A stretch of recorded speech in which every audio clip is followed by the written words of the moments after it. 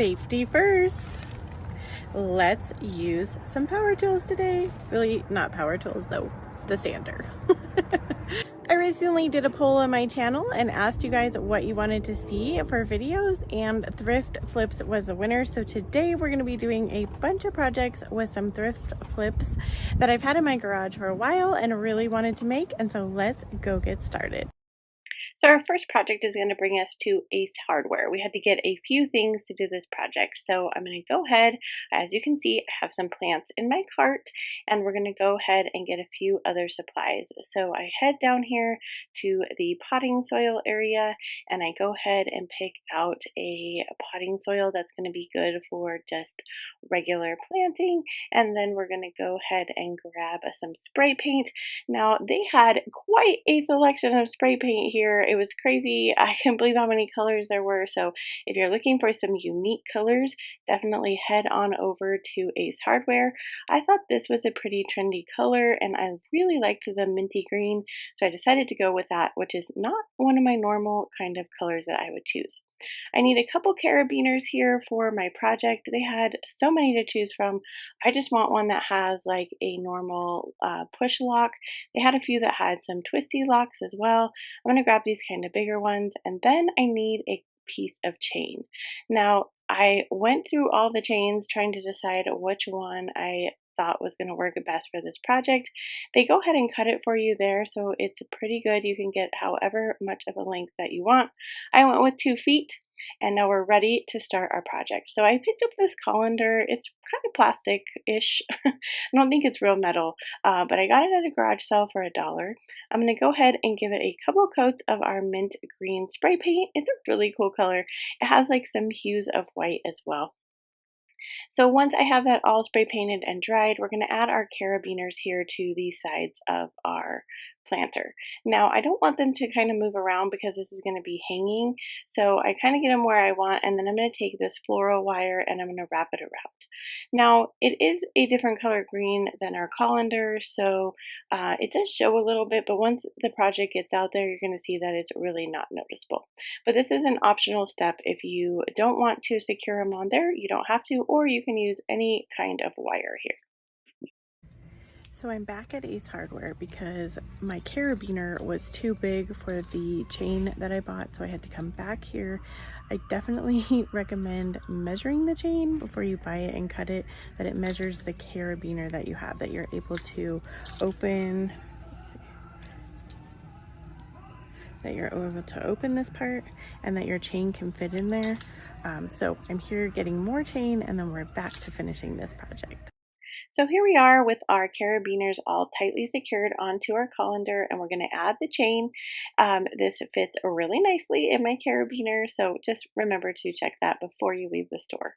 So once I get that all arranged, now I'm ready to assemble my planter. So here we are outside. I'm going to use this bag. It's really lightweight. When I did some research on how to plant in one of these, someone suggested cheesecloth. I didn't have any, but this is a really thin bag, and I figured it would do the trick. So I'm going to lay that down in the bottom. We're going to take our potting mix that we picked up at Ace, and we're going to lay that about 2/3 of the way into our colander. Once I get that all in there and it's placed nicely, I'm going to take my plants. I also got these at Ace Hardware. Mine is a pretty small store, so they didn't have a huge greenhouse, but I actually am happy I got these plants. They kind of hang over, and they look really cute in this planter. So once I get them all kind of mushed up a little bit and placed in the place that I want them to go in the colander, I'm going to go ahead and take my potting soil again and go around the entire plant and all around the sides, and then that is it, you guys. I'm going to hang mine on a shepherd's hook out in my front yard, and here it is styled for you guys. Let me know what you think about this one. I've been wanting to make this for a long time, and it did not disappoint. La, la, la, la.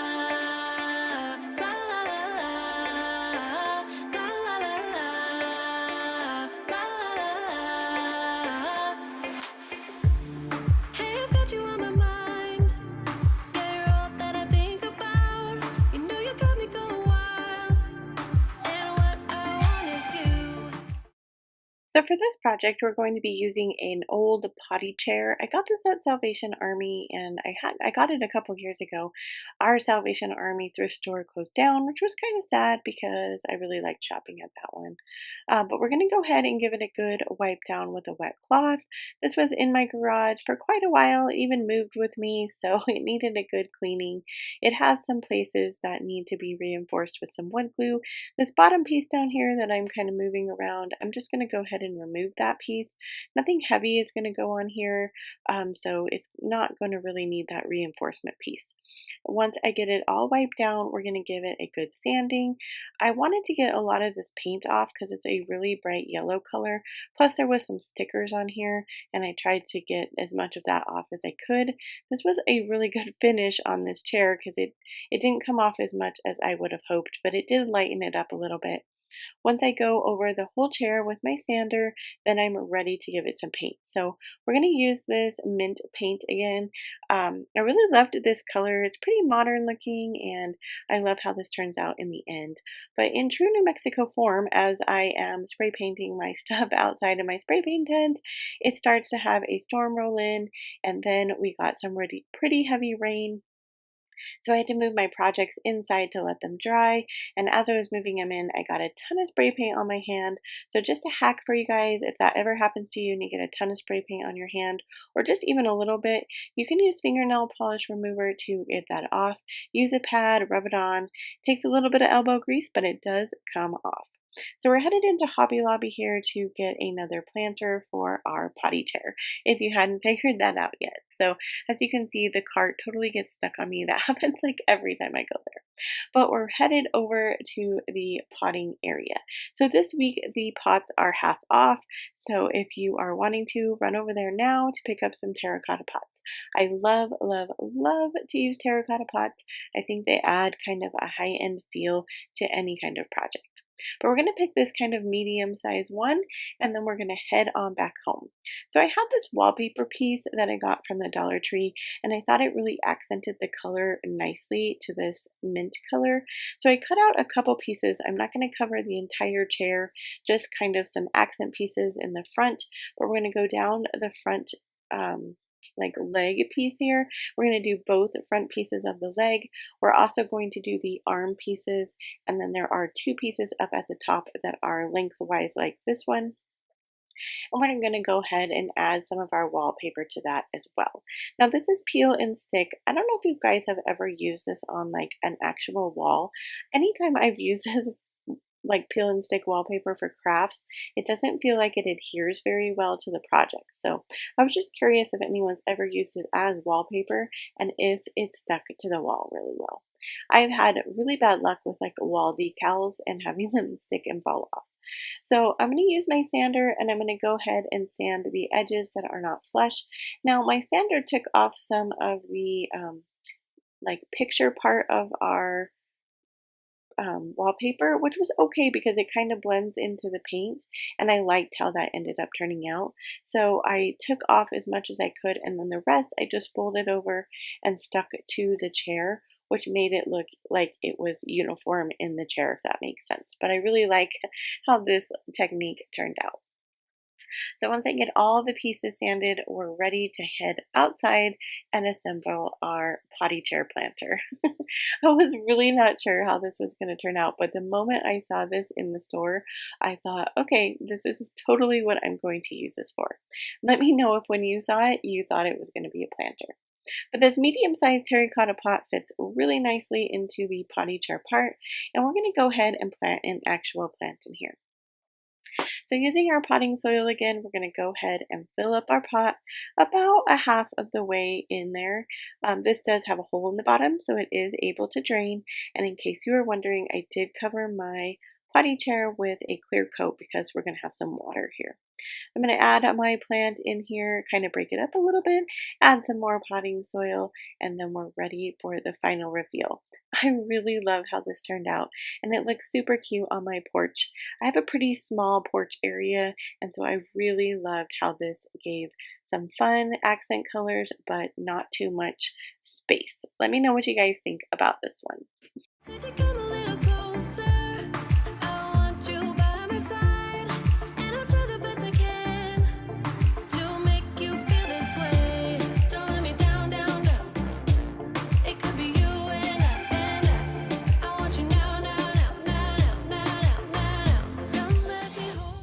So for this project, we're going to start with this plank piece. I think you can get these at Hobby Lobby. This was gifted to me, so I'm not 100% sure, but I think I have seen them there. So I should have sanded this before I started with the Antique Waverly Wax. This was very like coarse wood and really needed a good sanding, but I had already started, so I just decided not to do the Antique Waverly Wax. I took it outside and gave it a good coat of white spray paint. Once I had that all spray painted, the parts that I'm going to add to this are not white, they're more of a cream color. So I'm going to go ahead and add my cashew Waverly chalk paint on top of it. I don't give it one like full coverage. I liked how the white kind of peeked through. That gives it more of a farmhousey feel, even though this is more of a French country project, but it was more like French country farmhouse, I guess. So we're going to go ahead and we're just pretty much dry brushing here onto the white paint. Now my spray paint was a little tacky, so it took a while for this project to dry. I'm such an impatient crafter sometimes, so spray paint is not always my best friend. But I picked up these little baskets at a garage sale. I got all three of them for $1, which was a really good deal. But someone had spray painted these, I think, at an earlier date, and the bottoms did not get spray painted. And because of the way I'm going to assemble this, I needed them to have coverage on the bottom. So I decided to take my cashew Waverly chalk paint. It's not quite the same color, but they are pretty close, and I'm just going to paint the bottom. Once it dries, you can't really tell, and it's not going to be totally noticeable because you're not going to be looking at the bottom necessarily of the project, so I thought that this was a good fix. I also went ahead and painted inside about a third of the way down, just in case like I didn't get full coverage from the florals I decided to put in here. And that way, it wasn't totally noticeable that it's like a dark tin color on the inside. So I go ahead and I do that for all three of these cute little baskets. So we're ready to assemble the baskets onto our board, and I'm going to go ahead and go down about a third of the way on this piece. That way at the top of our piece, we can make sure that the basket handle is aligned with the very top of our board. So we're going to hot glue these on first, and then I'm going to take these little nails that came from a nail kit from the Dollar Tree, and I'm going to add them in the middle of our hanging piece. I'm going to go ahead and use my hammer and just nail them in. That way it looks like our basket is hanging on the board and not just floating in midair. I'm going to take some lavender that I had on hand. I get mine at Walmart. I've been using the same lavender for 3 years. I just kind of recycle it. Here's the project all assembled together. Let me know what you think about this one. I love the French country feel. Hold you now. I wanna lay in your arms. Come let me love you now. Yeah, you're the one that I want. I wanna stay here. I wanna stay here with you. I wanna stay here.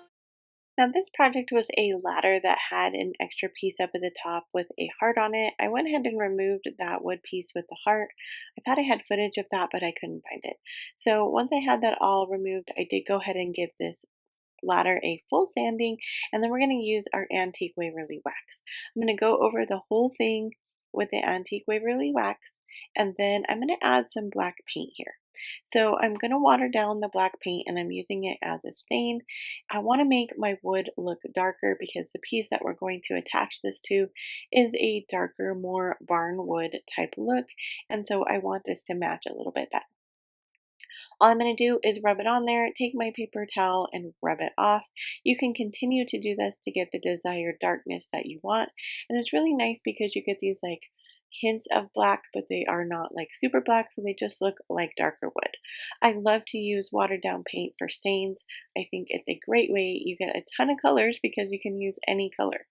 So I picked up this woodpile stack of wood at Hobby Lobby. It's $12.99 regularly, but it does go on sale and you can get it for either 40 to 50% off. So we're going to take our ladder and we're just going to use some hot glue and we're going to glue it into the middle of this board. So we're going to make a planter out of this. I guess that was the theme I was going with today, was planters, but we're going to go ahead and attach this. Now I think this ends up looking like a pretty high-end table sitter planter. You guys will have to let me know what you think but I really loved how this turned out. So once I get the ladder glued on, we're going to take some terracotta pots, also from Hobby Lobby, and we're going to sit them into the ladder pieces. I thought this was a really fun upcycle because sometimes those ladders are pretty outdated. They're from the 90s. People sat little trinkets on it. You don't see them much anymore, but I thought this was a fun upcycle for that. I'm going to go ahead and use more lavender because it's one of my favorites, and we're just going to add it here to the pot, and then that is it for this. I just added the desired amount till I thought that it looked good. You can add more or less, or real plants or other plants. Succulents would look cute in this too. Let me know what you guys think about this one.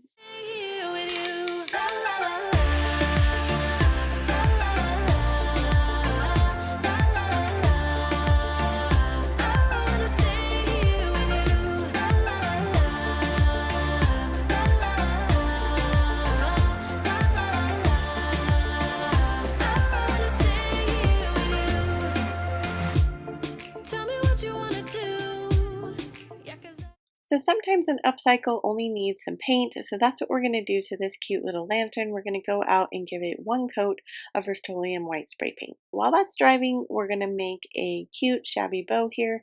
I haven't used this Dollar Tree ribbon in a hot minute, but I thought it went really cute with this Pioneer Women dupe ribbon. So we're going to go ahead and do two sections here. We're using some teal, some of the flower, and the lace and burlap ribbon. We're going to cinch it together, and we're going to use some twine. I go ahead and tie the twine here in the middle. I want it to have a really good secure hold, and this was pretty thick ribbon. If you watch my channel, you know that I like to use actual ribbon to tie off the middle of bows. The reason I use twine here, like I said, is because it's a lot of ribbon in this bow. But we are going to go ahead and take a piece of the teal ribbon, and we're going to wrap it around where our twine pieces, and we're going to tie it like I normally do just to give it some more hold. We're going to go ahead and dovetail all the ends of the ribbon. You could do this beforehand if you wanted. Sometimes when I make these bows, I can't decide if I want dovetails or not. Sometimes I do, sometimes I don't. So it's a little bit of a process to go ahead and go back and cut out all of the dovetails, but that's all right. My paint needed some time to dry. So I went ahead and had a little piece of twine in the back of our ribbon still to go through these holes that were up at the top of this. I think a handle probably was here at one time, but all we're going to do is tie this onto the top of our lantern, and that is it for this project. I love how it looks. It definitely gives me Pioneer Woman vibes. Let me know what you guys think about this one.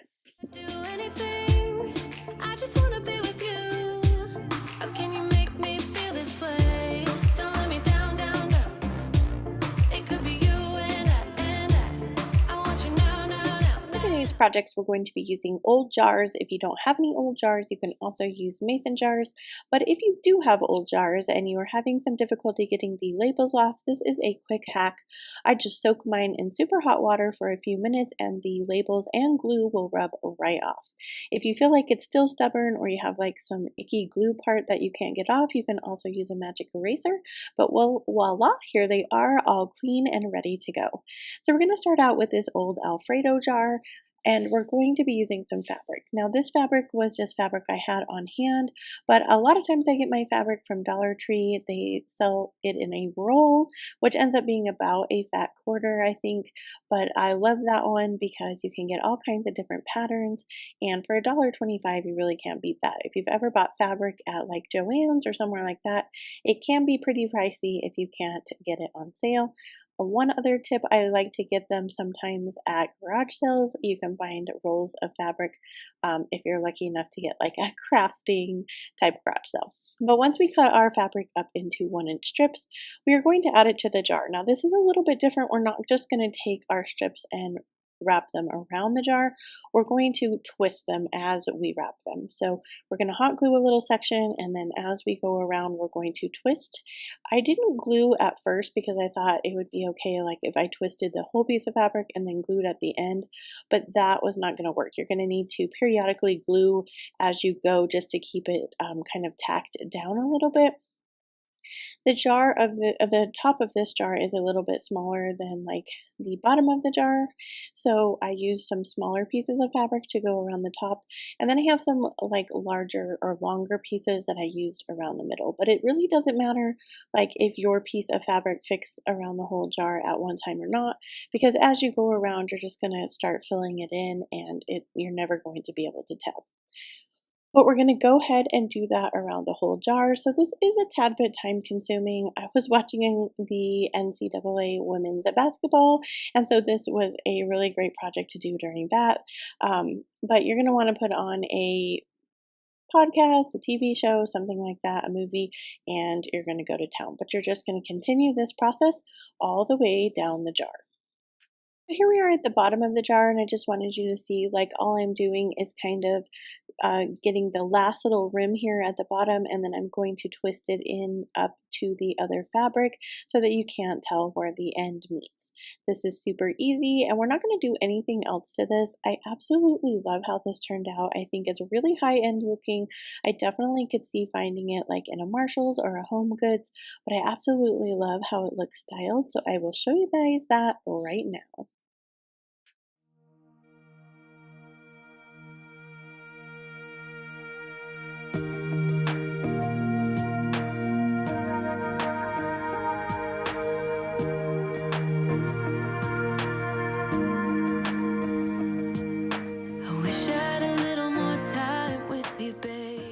For this project, we're going to be using an old spaghetti sauce jar, and I thought this jar was just beautiful. But we're going to be using some chalkboard paint, and this is actual chalkboard paint, like that you would be able to write on if you used it on a different surface.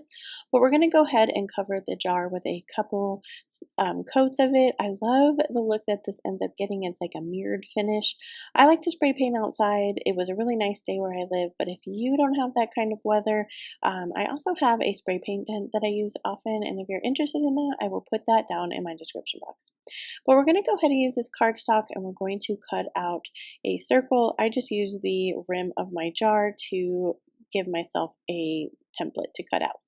Then I just made sure that it was going to fit on there with the ring, and then we're ready to assemble our jar. So this is actually a hack. We're going to be making a air freshener out of our jar. So we're going to be using some baking soda and some essential oils. So for this jar, I went ahead and filled it up about a fourth of the way with my baking soda. I get this giant bag of baking soda at Sam's Club. It lasts a really long time. You can use it in your laundry. You can use it in your kitchen. I like to clean with it too, so there's just a lot of uses that you can use with this baking soda. But once we get our jar filled to what we want, and you could also use a smaller jar here if you wanted to, this was just the jar I had on hand. We're going to add about 10 drops of essential oil. So I am using lavender from doTERRA. I let my boys pick because this is going to go in their bathroom, but you could use any scent that you like if you like essential oils. So once I get my 10 drops in there, I'm going to take my paper and my crocodile. If you have never used a crocodile, they're pretty cool. They have all kinds of different attachments. I'll link mine down in the description box. I got it on Amazon. Now, there's no rhyme or reason to the holes I put in here. If you want it to be a little bit more symmetrical, you could. I just poked several different holes at the top so that we could get our freshener part out of the jar. Once I get the ring on, I'm just going to add a quick bow. The paper was green, so that was why I went with a green bow. Plus, green is one of my kids' favorite colors, and again, it's going in their bathroom. So my bow was a tiny bit big, so I had to adjust that. But we're going to go ahead and cut off the ties at the end, and then we're just going to glue that up here at the top. And then that is it for this simple project. I want you guys to know I did put it in the bathroom, and later on in the evening when I was cleaning up my craft room, which is kind of up by their bathroom, when I was cleaning up the craft room and I was walking by there, you could definitely smell it in the hallway as well. So this was a really good little hack. It's pretty inexpensive, especially if you already have the stuff on hand, and you can put this in any room. I dreamt of a life in a small town that wasn't enough for you somehow. I just wish I had a little more time with you, baby. For this project, we're going to use an old green chili jar. Now, this is my favorite green chili of all time. I get it at Sam's Club. It's 505. It is Hatch. I don't know if it's a local thing because Hatch is from New Mexico, but all of my New Mexico peeps, if you're able to get it at your local Sam's, I definitely recommend it. I eat it on absolutely everything.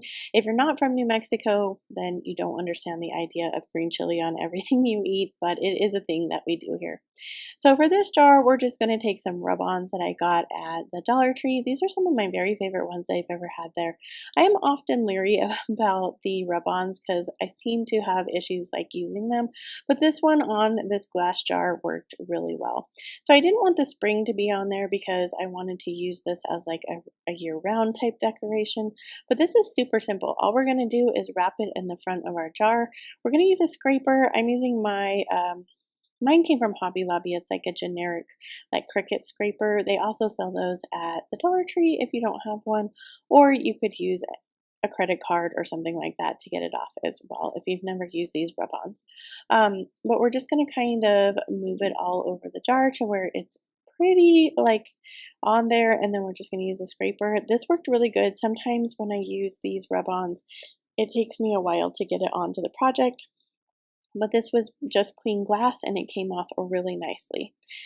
And then all we're going to do is peel that off. I have this little spindle thing from a different project. I'm going to glue my jar to the bottom of it. You don't need this. It can look just as cute without it. And I'm going to show you guys this styled in a couple different ways. Now, this could be used as a vase. It can also be used as a jar, like in your bathroom, or even in your kitchen if you wanted to. But there are several different uses for this, and you could also not put the spindle on and just use it as a regular jar. I'm going to show it as a vase and with some cotton balls in the bottom to use as a bathroom canister. But here it is styled for you guys. Let me know what you think about this one. Weeks and months and years they passed, and I knew it wouldn't last. When tears streamed down my face, my mama said, all the nights that end in heartbreak gonna pay off someday. And the pain that you're feeling gradually fades away. So for this project, we're going to use an old pasta sauce jar, and this fabric also came from the Dollar Tree. Now I'm ripping two sides of it because I want to have a frayed edge on each side. This is such a simple DIY, and it can add any like upgrade to any jar. You could use these in your bathroom, in your kitchen. You could use them to hold silverware. I do that a lot in my kitchen to use just jars and things like that. I also use it a lot in my office, so I'll put pencils in there, I'll put crayons, pens, erasers, paper clips, all the things, because I just like to have them all in different containers, so different size jars, and then you don't have to spend a lot of money on home organization. And you can customize it to look like you want. But I love this fabric.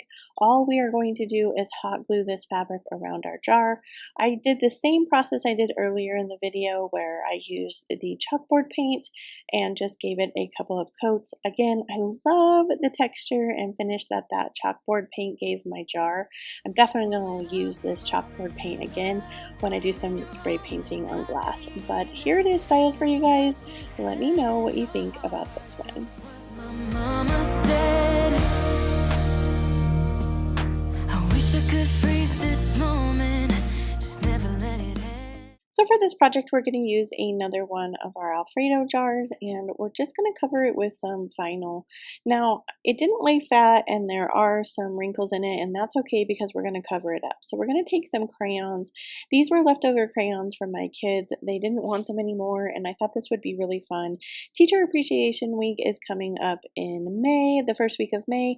So if you have a teacher in your life, maybe your grandkids do, your kids do, I am going to give this to a teacher at my school just because I thought that she would really like it. So, but you could give this to your kids as well. They could use it in their own little craft area or on a desk or something. But we're just going to cover all of the vinyl with our crayons. So I know what you're thinking. Why did you put vinyl on there if you're going to cover it? But it's really more for the inside view because the vinyl you won't be able to see like the glue on the jar, and I just think it gives it a better finished look. So there's a lip at the bottom of our jar, and I just line up my crayons to that lip, and all I'm going to do is go exactly all around with our crayons. Now this is a great project to use any leftover crayons. Like these, my kids never used them, so they were brand new. If your crayons are kind of yucky looking, you could definitely go out and get some new crayons. I saw crayons at my local Kroger grocery store that were on clearance for like 89 cents. So that's not too bad of a deal, but you can also get them at the Dollar Tree as well. So part of the jar had a little bit of bulging where like one of the crayons didn't fit. So we're going to add our bow to that area because it's going to cover up any of that bulging that you might be able to see. And then you have a finished project on the other side that is symmetrical and no one will be the wiser. So we're going to add a bow and then we're going to add a button here. We're adding an orange button. It matches like the orange crayon and I thought that was super cute. I'm going to go ahead and add some colored pencils into this jar. Since I am giving it as a gift, I thought that that would be adorable. As a teacher myself, I think I would love getting this project, especially if I taught elementary because my classroom was kind of decorated in that aesthetic. But I just picked these up again at my local Kroger store. They were like $1.29 or something like that. So it is a good deal for a name brand colored pencil. But that is it for this project. Let me know what you guys think about this one. Walking through the snow when you're taking my hand. All of those late nights on your couch when we just talked until midnight. I just wish I could freeze this moment. So for this project, we're going to start out by using a tin can, and all I did was take the seams of some jeans that I had and we're going to glue it around the can. So I did leave like the little scruffy part at the end of this one because I thought it added some fun texture to the project, but all we're going to do is wrap it around. I'm going to show you a couple of the wraparounds just because I did not just like fully wrap it around. I kind of staggered where I put the seams. So as I go in one direction here, I'm going to cut this section off, and then I'm going to take that and I'm going to start it in a different position when I go ahead and glue it on again. That way they're not all lined up in a row and you get like a little bit of a different style, I guess, or a pattern as you go around. Now there's no rhyme or reason to the pattern. You're just going to decide like where you want to lay it, and then you're going to lay it down and glue it on. I had some little pieces left over too, like after I started cutting them, and I just went ahead and glued those pieces on as well. I really love how this one turned out. It was so easy and you can use it in a few different ways. I'm going to show you a couple pictures. I use one as a pen holder and then I use the other one as a vase. But this is super easy and you could use this just with one pair of jeans. So if you have an extra pair of jeans at home, this is going to be a great project for you. Let me know what you guys think about this one. La la la la, la la la la, la la la la, la la la. Hey, I've got you on my mind. Yeah, you're all that I think about. You know you got me going wild. And what I want is you. Could you come a little closer? I want you. So for this project, we're going to start it with a pattern, and I just printed these off of my computer, but they're just a couple different sizes of hearts. I have two different sizes here, so we're going to use these as a pattern for our jeans. So I'm going to go ahead and take just an extra piece of jeans, and I'm going to trace on the inside of the jean the pattern because I'm going to cut these out, and I didn't want my Sharpie to show on the other side because that's the side that's going to show in our design, and so I went ahead and traced the pattern on the inside of the jeans. I'm going to go ahead and cut both of them. Now, if you don't have a pattern or you don't want to cut off a pattern, you can definitely just take a piece of jean, fold it over in half, and cut at the seam to make your heart, just like you would with a piece of paper, and that is going to work out just great as well. My smaller heart ends up being a little bit too big, and so that's what I do to trim it down. So if you don't have a pattern, no problem, you can still do this project. I picked up this elastic at Hobby Lobby, and It's like $2.99 and you get a big bundle. It's over in their fabric area. I have this book from the Dollar Tree, and this is a larger book, but you can use any size book here. You're going to wrap your elastic around your book because this is going to be a bookmark. We're going to glue the elastic together, and then we're going to take our jean pieces, glue them on top of each other, and that is going to go where our seam was so that our bookmark does not have any seams. Now you can make these bigger or smaller depending on the size of books. If you wanted to make this for kids, you could definitely make smaller ones for their smaller chapter books. This would make a really fun like Mother's Day gift if you're a teacher, because I do have some teachers watching. But this would make a really fun Mother's Day gift or a teacher appreciation gift. But here it is styled for you guys. I love this one. Let me know what you guys think about it.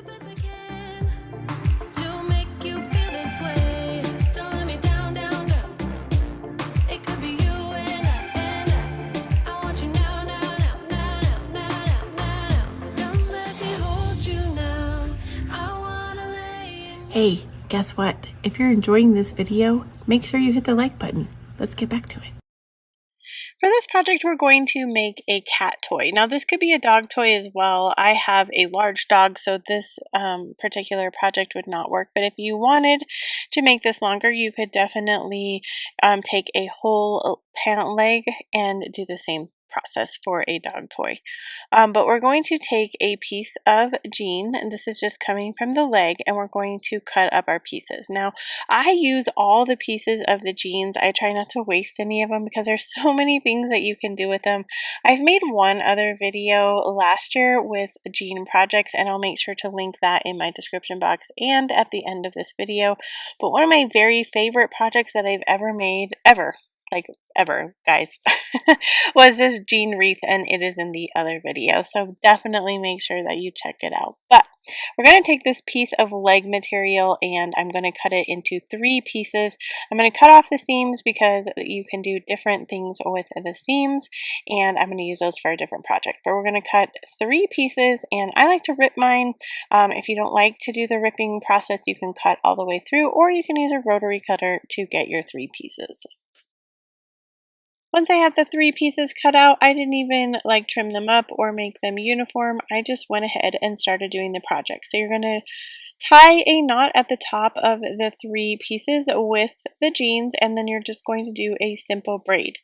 I didn't, like I said, make them uniform. If you wanted to, you definitely could. Once I get to the bottom of this braid, all I'm going to do is add a knot, and that is it for this super simple toy. I do have a little video here of my cat kind of playing with it. He had a lot of fun with this toy, so I definitely recommend making something like this. Let me know what you guys think about this one.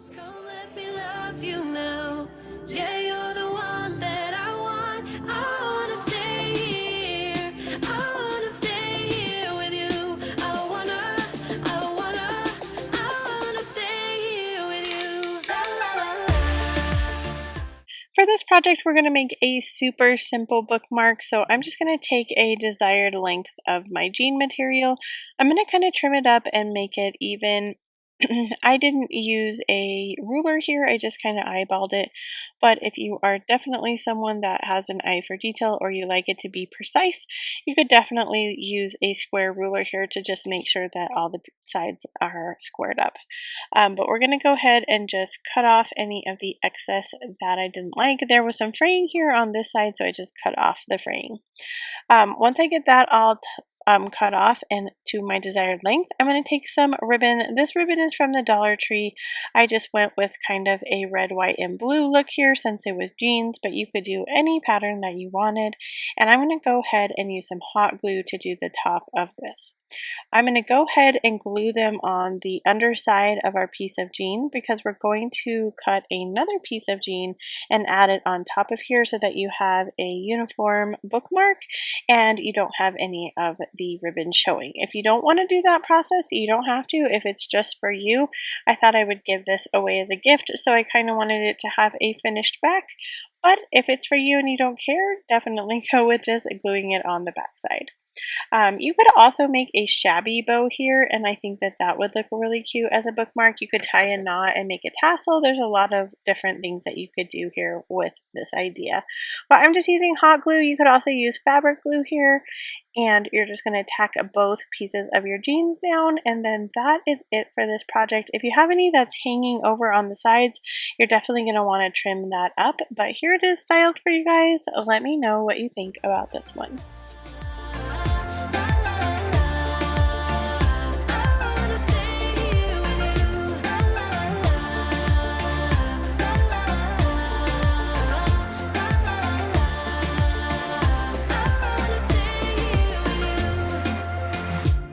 Community poll, I asked you what kind of store you would like to see high-end dupes from, and you guys told me Hobby Lobby. So today we're going to kind of combine that with a thrift flip high-end dupe using Hobby Lobby as an inspiration, and let's get started. So one thing that's super popular right now is amber vases. Here's a few pictures of the ones I found at Hobby Lobby. When I was garage selling this week, I came across several amber glass jars and vases at one particular garage sale. So I went ahead and I picked them up. They're super easy to style. I'm not going to do any DIYing to them because they're beautiful in their natural form. The ones I got at the garage sale were actually antiques. These were A&W root beer bottles, and I actually found an old Clorox jar, so I just went ahead and styled them into my decor. This is an easy thing you can do, and you can usually find them for pretty cheap at garage sales, or you can pick them up at thrift stores.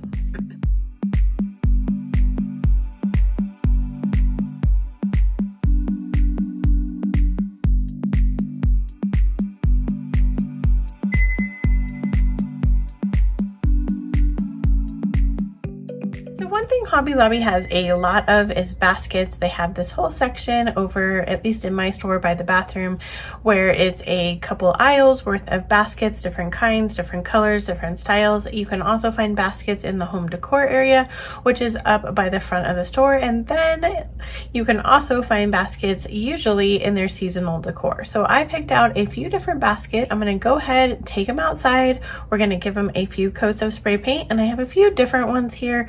I have this long basket that I've had forever. I'm going to go ahead and give this a black coat. I saw some really cool black baskets at Hobby Lobby, and then I'm going to go ahead and take this basket. I've had this one for a while, never did anything with it. We're going to paint this one brown, and then I have this metal basket, and we're going to give this a coat of black. I spray painted it white first, decided it really needed that black metal look, so we're going to go back and spray paint it black. And then I had one other basket that's kind of reminiscent of an apple basket, plus one of those heavy duty straw baskets. So we're going to give that one a quick coat of white paint. All I did was use spray paint, and we created some really great storage options and decor options. Here they are. Let me know if you're going to try any of these different colored baskets. My favorite was the black one. Let me know down in the comments which one was yours.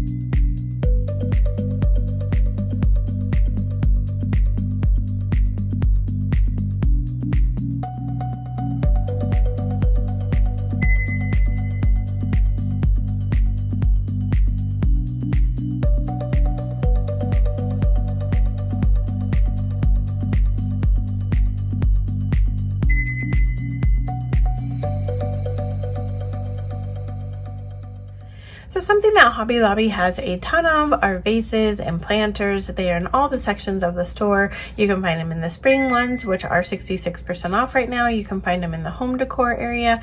They just have several different options to choose from.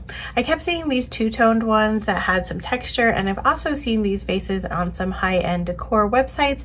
So I decided these were the vases I was going to try to recreate for you guys. So I picked up this vase and this cute little jug at a garage sale, and I'm going to go ahead and to use some painter's tape. We're going to tape off the top of our cute little jug. I love mustard color, so I wanted to keep that little stripe of the mustard color. We're going to go ahead and paint over all of the flowers that are on the bottom. On our vase, we're going to go ahead and add some more painter's tape, but this time we're going to go ahead and add a design around the bottom of the vase. You can do any design you want. You can do just one line. I just kind of went in a zigzag pattern. Once I had all the tape on, I was ready to get my paint assembled. So I had some dirt that I picked up from the outside from my backyard. I just added some of my Cashew Waverly chalk paint to it, gave it a good stir. My paint was kind of thick and it really wasn't the color I was going for, so I added a little bit of brown acrylic paint and I gave it a good stir with a dowel. Once I had that stirred up, I added a little bit of water because it was still a little bit too thick, and then I gave it another good stir. I decided I wanted a little bit more dirt, so I added some more dirt to that until I got my desired texture. This is kind of one of those techniques you're just going to have to play with until you figure out how much you want. So once I get it on there or get it to the desired texture, I'm ready to paint it onto my projects. I'm just using a foam brush here and I'm going to go ahead and adhere it to our projects. I gave it about 3 coats because I didn't want any of the underneath part to shine through. I waited for it to totally dry and then I removed the painter's tape from it. I had a couple of little spots that were kind of gloopy. I just kind of wipe those away, and then that is it. I love how these turned out. They were pretty easy to make. There's several different techniques you could use for this, but let me know what you think about them. I loved it. Let me know what you think.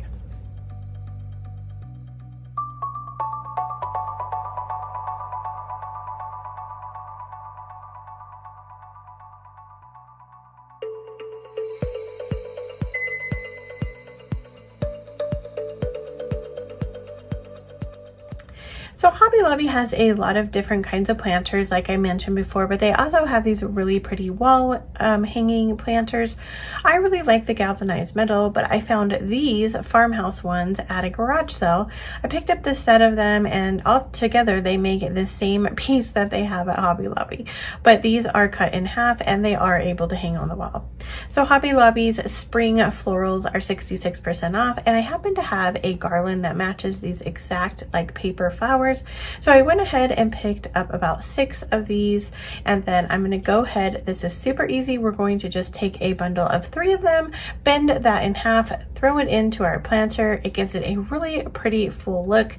I'm going to go ahead. I had a specific place in mind on my home and that I was going to hang these, and I'm just going to go ahead and hang them up. That is it for this. I love how they turned out, and they definitely give my living room a nice high-end farmhouse feel.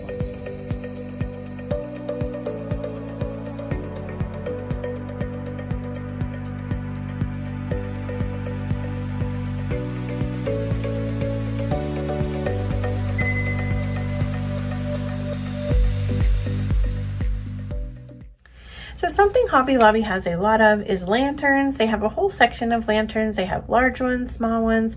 My favorite are when they come out with the fall and Christmas lanterns. I have a few from there, but I just love to decorate with those lanterns. And so I've had this lantern in my stash for about 3 years. I wasn't really sure what to do with it. When I was at Hobby Lobby, I saw this really pretty wood lantern, and I kind of got inspired to change this lantern into that.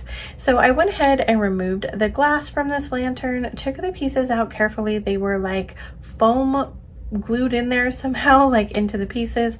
I'm not going to put the glass back in, so I just went ahead and removed it, took it outside. I'm going to give it a couple coats of this brown spray paint. I'm going to bring it on back inside and give it a good couple of dry brushes around the entire lantern, because the piece, I want it to look a little bit more like wood, so we're going to use a lighter brown color. That is all I'm going to do to this lantern. Super easy. You can decorate for all seasons with this, and it ends up being a timeless piece.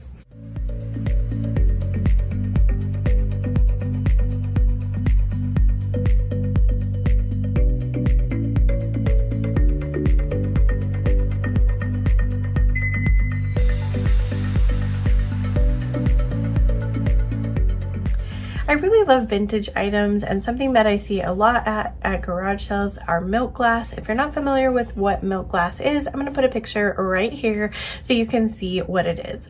But milk glass, I find it a lot at garage sales. Now, when I was at Hobby Lobby, I saw some pieces that reminded me of milk glass, and I decided these would be an easy thing to do. So I found these two vases at a garage sale. I'm not going to do anything to them. Chances are these are actually vintage because the garage sale I got it at had all the vintage items.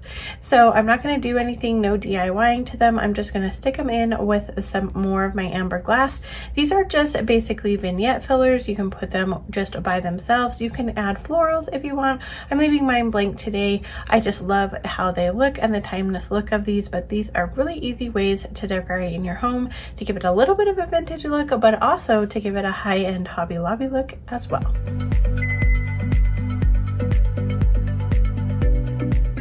So here's the original look of the table. Like I said, I paid $6 for it, and it's this kind of weird pinkish orange color.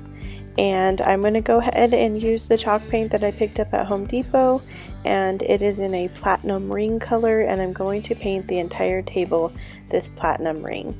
I end up giving it about 2 to 3 coats to cover all of the color that was already there, and you'll see later in the video that I decided to do something different to the top of it. So but for now it's just being painted this platinum ring. Something in the air and a sparkly shimmer on our skin, restoring everything within.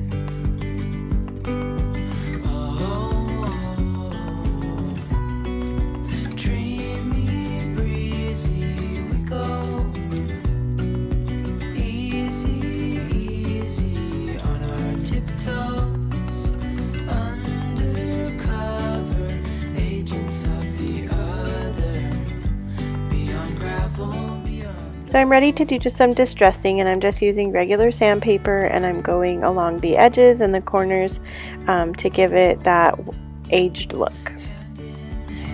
Building castles out of sand, reaching for the grand. As willows align, we lose track of time. I'd like to thank all my subscribers for subscribing and watching, and all the wonderful comments that I've been getting on my videos. It's so nice to see that people love what you're doing, and that it's bringing joy and inspiration to other people. So thank you for that.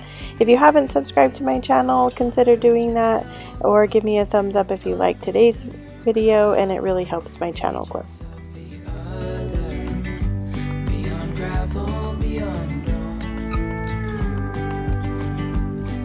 A bigger scale the world inhales as we go. I wouldn't want it any other way, no.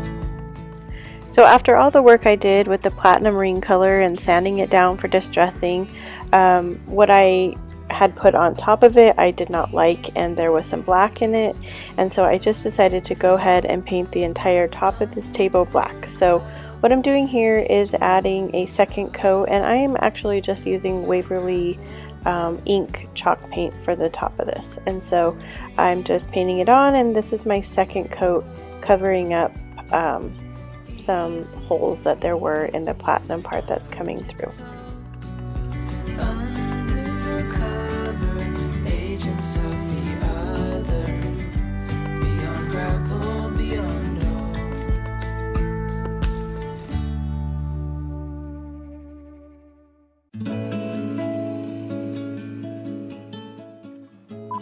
So I decided to use my electric sander this time to do the distressing, and it turns out so much better, and I will be doing this from now on.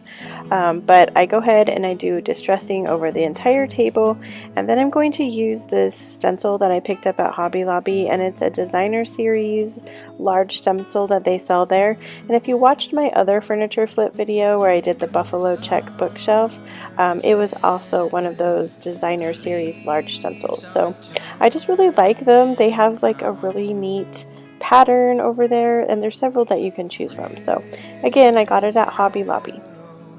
Soon they'll be falling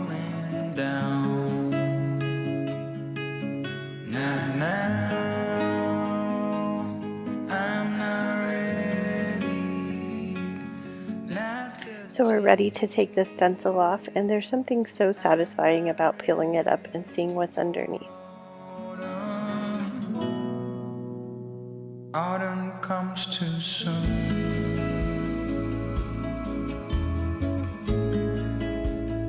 Autumn comes too soon. The line. So we're ready to put the protective coat on top, and I'm using the one from Rust-Oleum, and I'm just going to paint it over the entire top and legs of this table. All that blossomed will wither away and die. Not now, I'm not ready, not just yet. I'm not ready for autumn. Here's the final look of the table. I think it turned out so adorable, even though it took me forever to finally come up with this design. But I do love it, and it looks very cute in my dining room. I have just some fall decor sitting on it now, but it would make such a cute plant stand or just a decor table. And anyway, I just love how it turned out.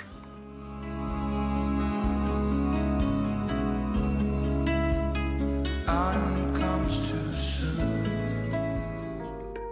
For this DIY, we're going to start with a pan that I picked up at Salvation Army, and I'm just going to be taking a napkin that I got at my Kroger grocery store, and I'm just going to trace the bottom of the pan. I'm going to be putting it on the inside of the pan, so this was the easiest way to get that shape.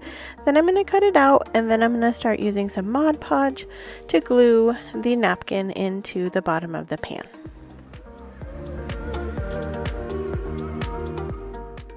I go ahead and put a generous amount of the Mod Podge in the bottom, and then I'm just going to lay the napkin on top of that Mod Podge that I put in there, and then I'm going to take my paintbrush and I'm going to go over the top of the napkin with it. Now it's going to kind of wrinkle up the napkin, and you just have to be careful not to go too rough as you're moving the glue along there, because it could tear the napkin. But I'm going for a kind of vintage look here, so I want it to be crinkled and old looking.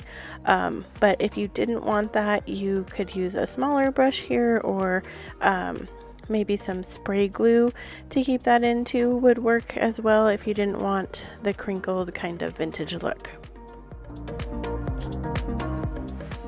So I took some old recipes from one of my mom's cookbooks, and these were all handwritten recipes that were from relatives. Some of them were from my grandma, and so I just went ahead and used my color printer and printed off copies of them right off of the printer. Nothing special, no special paper. So all I'm going to do is cut it out, and then I'm using some of this cardstock, and I just trace the recipe, and I'm going to cut out the back so that it's a little bit stiffer as I put it onto this pan. So I'm just using my regular Elmer's glue stick. I'm going to glue the recipe onto the brown paper, and then we're kind of ready to assemble this. So I'm going to use some ribbon that came from some various places. So I think some of it's from the Dollar Tree, some of it's from Hobby Lobby. So all I'm doing is making a messy bow. I laid out I think it was 2 or 3 of each piece of ribbon, and then I just crisscrossed it, and I'm using some twine. I'm going to tie a knot in the back here. I always finish my messy bows off with another piece of ribbon over the top of it. I feel like it gives it a more finished look. You don't have to do that if you don't want to.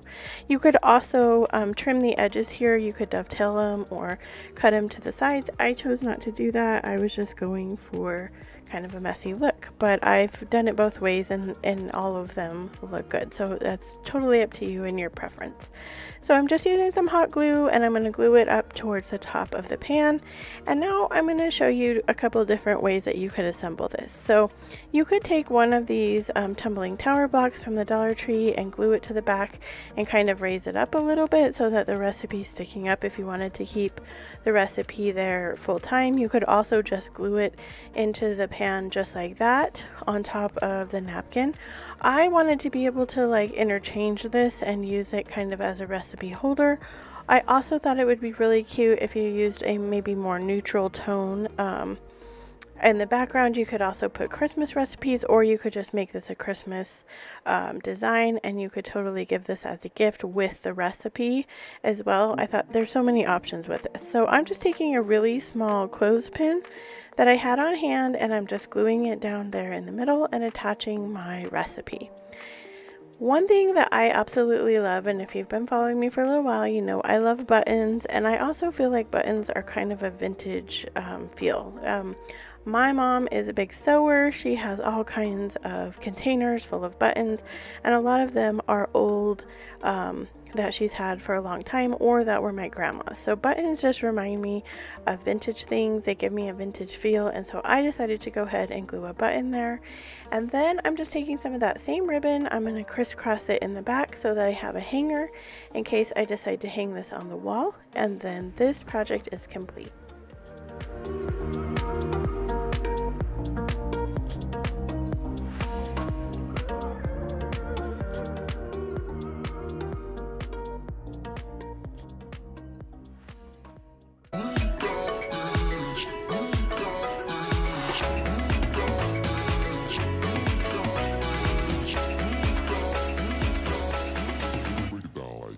We're just going to start with a cheese grater that I picked up at a thrift store. I find these a lot, and they're pretty inexpensive, especially if they're already rusted. So all I'm going to do is put a clothespin there up at the top, and I'm going to take that same ribbon I've been using, the yellow, blue polka dot, and white, and I'm just going to do a fold over bow. So the important part here is we have multiple layers of ribbon, so make sure that you glue each piece of ribbon to each other so that none of the pieces come apart. Once I have all the ribbon glued together, I'm going to take some more buttons from the Dollar Tree. Now remember, the fun part about vintage decor is a lot of times they were funky colors that weren't color coordinated and matched. So if you have unmatched buttons or something that is kind of off, it's totally going to be fine if you're going for the vintage look. I decide to go with a pink button for the middle of this one, and then I go ahead and layer some other buttons on top of this pink button. All I'm going to do is glue it to the clothespin and then attach one of my vintage recipes that I've already printed out, and then this project is complete.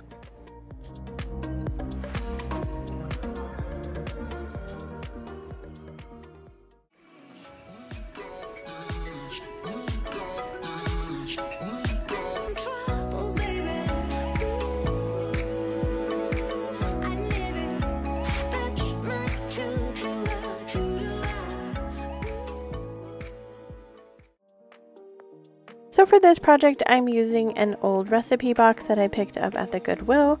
I was super excited to find this because I used to have a recipe box. I'd gotten rid of it. Then I was sad and tried to find a recipe box that I liked, and I couldn't find one. I didn't like any of the ones they had at Hobby Lobby, so I was super excited to get this wooden one so I could customize it to more of my taste. So I went ahead and covered it with 2 coats of white Waverly chalk paint. Now I'm just using my trusty Elmer's glue stick and this scrapbook paper that I used in the previous DIY. I'm not going to cover the entire box with my paper, so I'm just kind of doing patchwork around my box. I'm going to go ahead and do this front panel, the top panel, and I pick like one piece on each side. Then I'm going to take these scrapbook stickers that came from Hobby Lobby, and I'm going to go ahead and spell out recipes.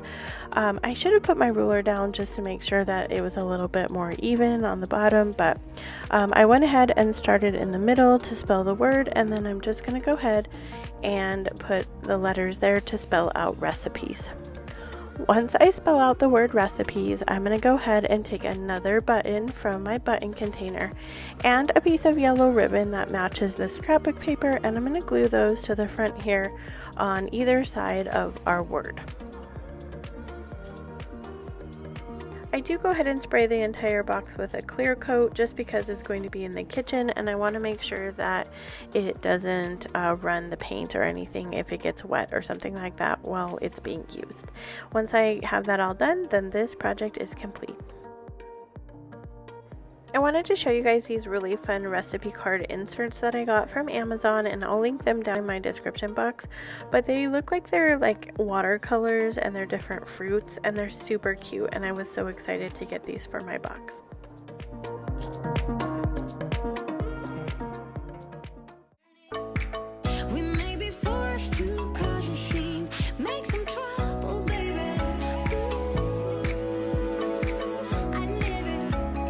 So for this project, we're going to use a wicker wreath form. I got this at a garage sale. You can pick up these wreath forms at the Dollar Tree as well. I'm just using some ribbon I had in my stash, but I'm pretty sure this came from Hobby Lobby. As I'm wrapping it around the wreath form, I want to make sure that it's super tight. And then every like third wrap around, I just put a little bit of hot glue on the wicker part, and then I just keep wrapping. And I'm going to do that for this entire wreath. I believe it takes about 1 spool of ribbon to cover this whole wreath. It might be a little bit less. Like I said, this was in my stash, but I did pick this up in the Christmas section at Hobby Lobby.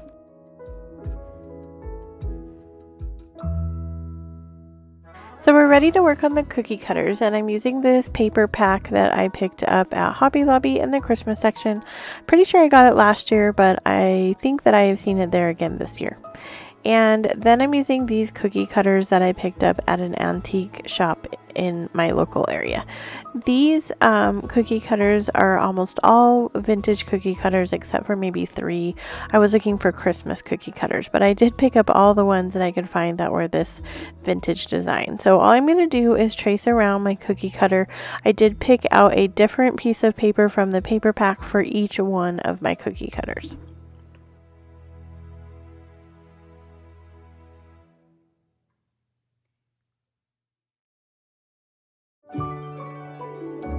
So I'm going to continue this process with all of the rest of the ornaments that are vintage, and I'm just using a different piece of paper for each one of the ornaments. So now that I have them all cut out, I'm ready to assemble them. These are really awesome because you're just going to press the paper into the cookie cutter. What I did was, after I had it cut out, I pressed it in first, then I took some hot glue and went in the inside of the cookie cutter and then pressed my paper back in, just so that my paper already kind of was flattened out to go into the design. So if you have a super hot glue gun like I do, make sure you're wearing some kind of finger protectors or something, just to make sure when you press down the paper, this is super thin, and these are metal, so the underneath part of your cookie cutter is going to be pretty hot. So after I have that done, then I'm going to do that same process for all of these vintage ornaments.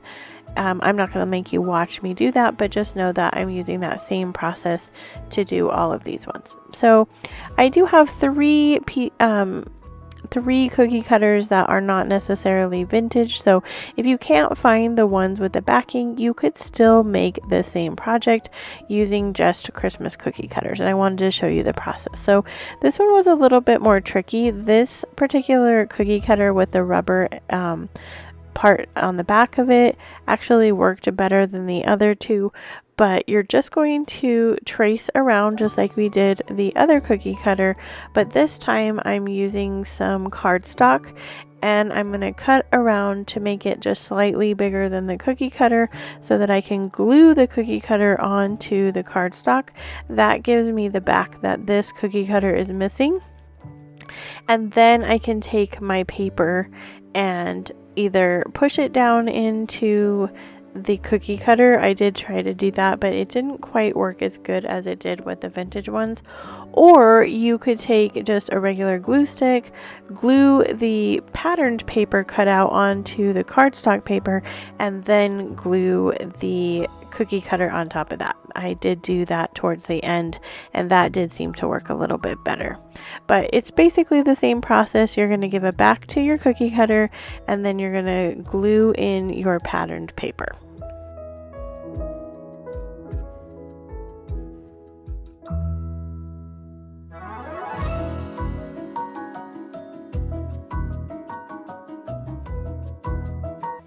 Now we're ready to assemble the wreath, and these vintage cookie cutters are a little bit tricky. They have like a section in the back that sticks up that you could hold on to if you were going to cut out actual cookies, and so it was a little tricky to glue that onto wicker, but you just kind of have to keep holding it in place and stabilizing it while the hot glue dries. So I did lay out the cookie cutters prior to gluing them onto the wreath, just so I had an idea of how I wanted them to be laid out. I was slightly disappointed because I felt like I didn't have quite enough cookie cutters. I had 11 cookie cutters in total, and it wasn't quite enough to like overlap them once I had them all over. I think I only had 2 that were able to overlap on it. So if you're going to recreate this and you get your wicker wreath form from the Dollar Tree, I think that you'll probably be fine with 11 cookie cutters, because this wicker wreath was slightly bigger than the ones that you can pick up there.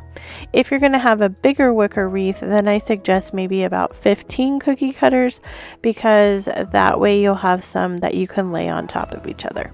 So all I'm going to do here is just complete gluing on the cookie cutters onto the wreath form, and then we're ready to kind of add the bow and a few embellishments.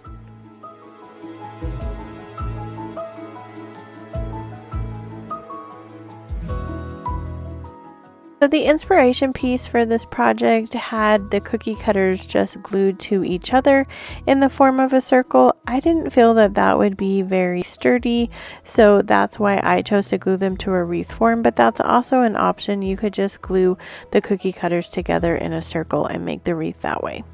So now I'm ready for my bow at the top, and I just wanted a simple bow, so I just folded this over about 3 times.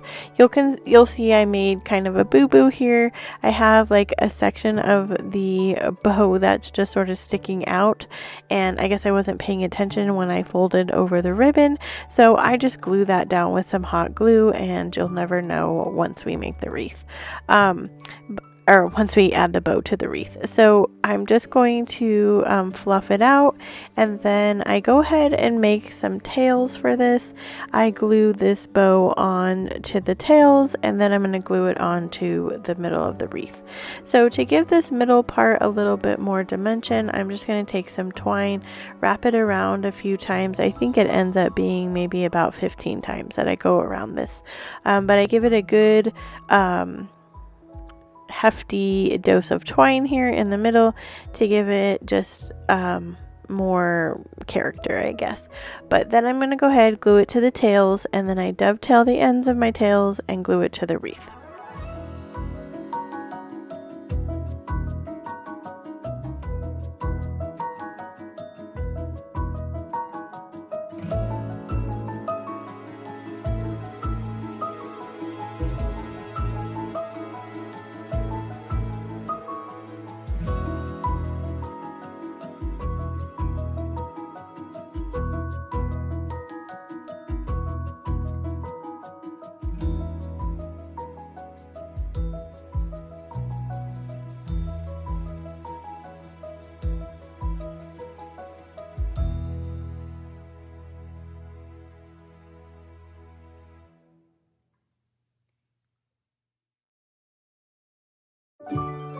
I did go ahead and dovetail the ends of that ribbon, and I did shorten it up a little bit just so you could see all the cookie cutters. So you could totally stop right here, and the wreath is super cute as it is.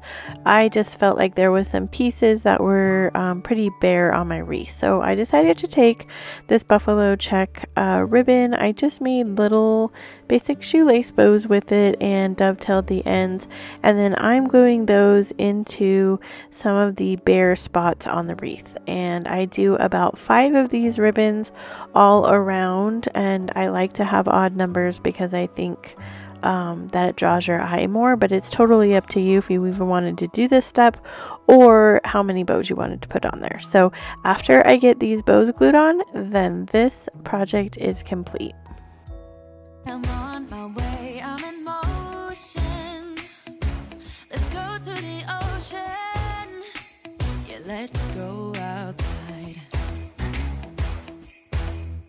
We can hang out on the beach without freezing. Yeah, isn't that amazing? In Christmas times, we'll be chilling and having a good time. Doesn't matter if the snow is falling or the wind blows and the rain is pouring. It will always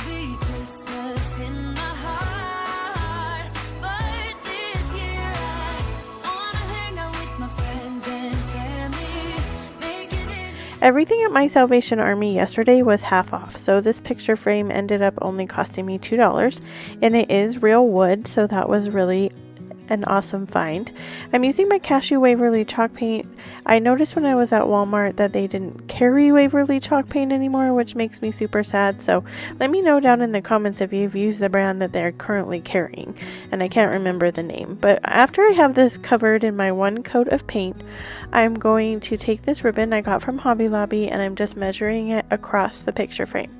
So I am going to hot glue the ribbon on for right now. Don't worry, I'm not just going to leave it as hot glue, but I wanted to make sure that it was stable and where I wanted it before I went outside and used my staple gun. So I'm going to use a couple different pieces of ribbon today. I have a thick ribbon, which is the one we're putting on right now, and then I have a thin ribbon which came from Dollar Tree, and it's their shabby chic ribbon that they carry, the lace one, and I'm just going to alternate the big ribbon and the small ribbon all the way down the picture frame.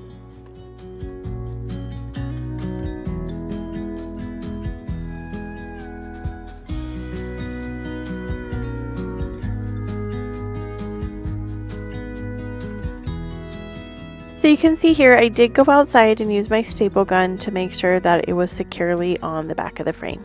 So now I'm going to take a few of my solo wood flowers and I'm just going to be gluing them to the right hand corner. I had a couple different packs that I received from them. One was like a beach pack and I can't remember what the other pack was, but I just mixed them all together because I felt like the colors really went well.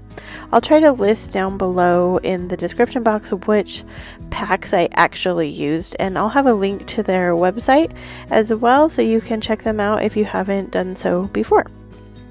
So after I get the wood flowers glued up to the corner, I'm going to make a messy bow, and I did go ahead and dovetail all the ends, and I just used some leftover ribbon. So it's the wide and small ribbon, and then I had a little tiny piece of this other burlap ribbon they had at Hobby Lobby, and then I'm going to glue one more flower down there in the corner, and then this project is complete.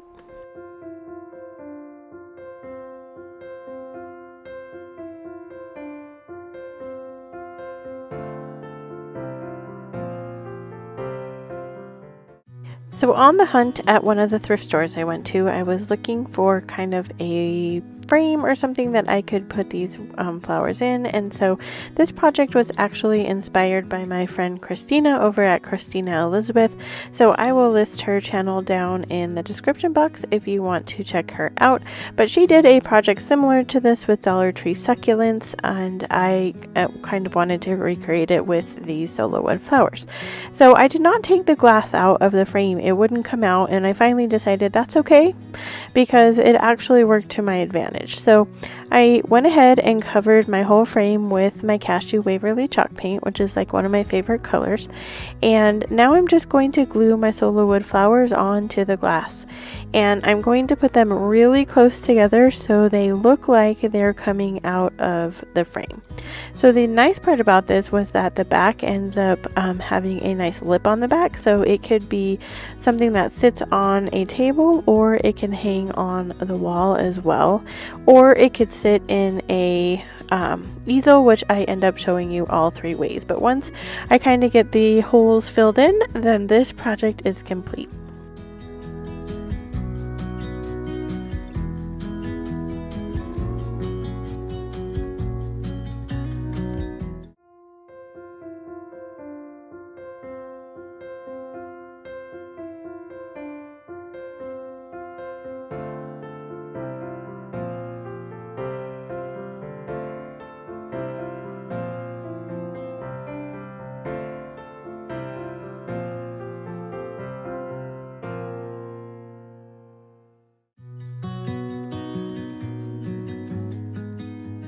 You guys, I was super excited to bring this project to you. So we're going to be tinting some glass here, and we're going to be using some Mod Podge, some food coloring, and water.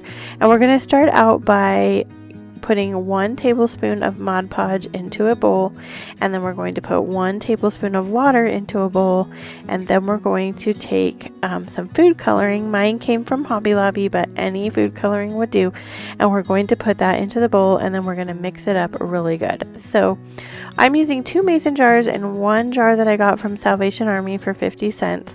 You guys save your jars, like if you're using any kind of store-bought like spaghetti sauce or something like that, because when I went to the thrift store I thought I might just pick up some really fun jars, but they were super expensive.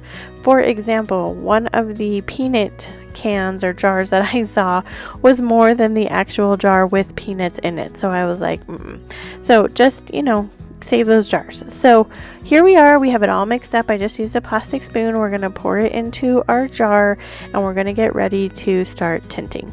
So this project is super messy. Make sure you have some newspaper down and your area is covered so it doesn't end up staining your area. So you're going to see here in a second what not to do.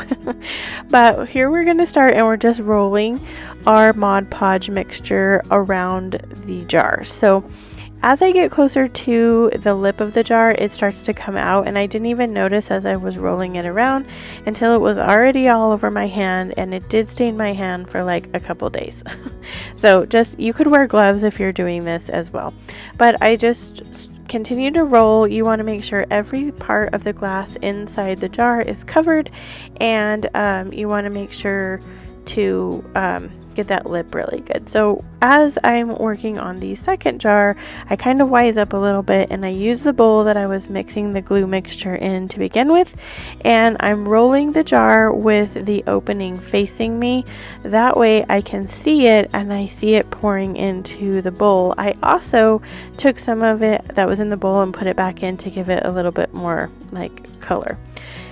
Then I set them on some newspaper for 45 minutes, and I let that all drain down to the paper, so there's some pooling on the newspaper you can see. I then put it on a cookie sheet with some wax paper. I highly suggest parchment paper here because mine ended up sticking to the wax paper, but we're going to cook it at 225 for 45 minutes.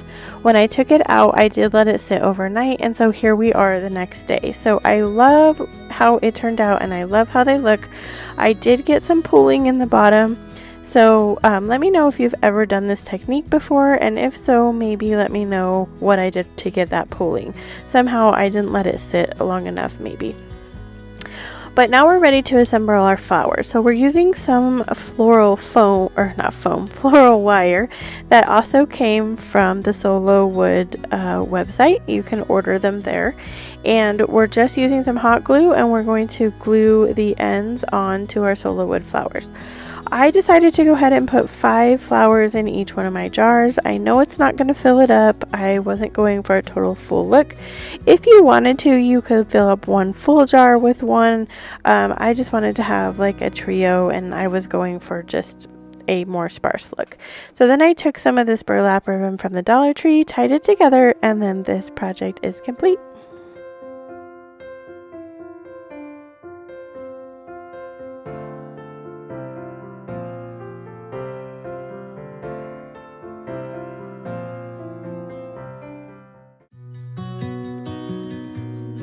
Is this Victorian girl, and this was a really simple project. I picked her up, I just wiped her off with a cloth, and then I used some white Rust-Oleum spray paint to give her a much needed new look. And I think she turned out absolutely beautiful. Sometimes spray paint is all you need to create a brand new look.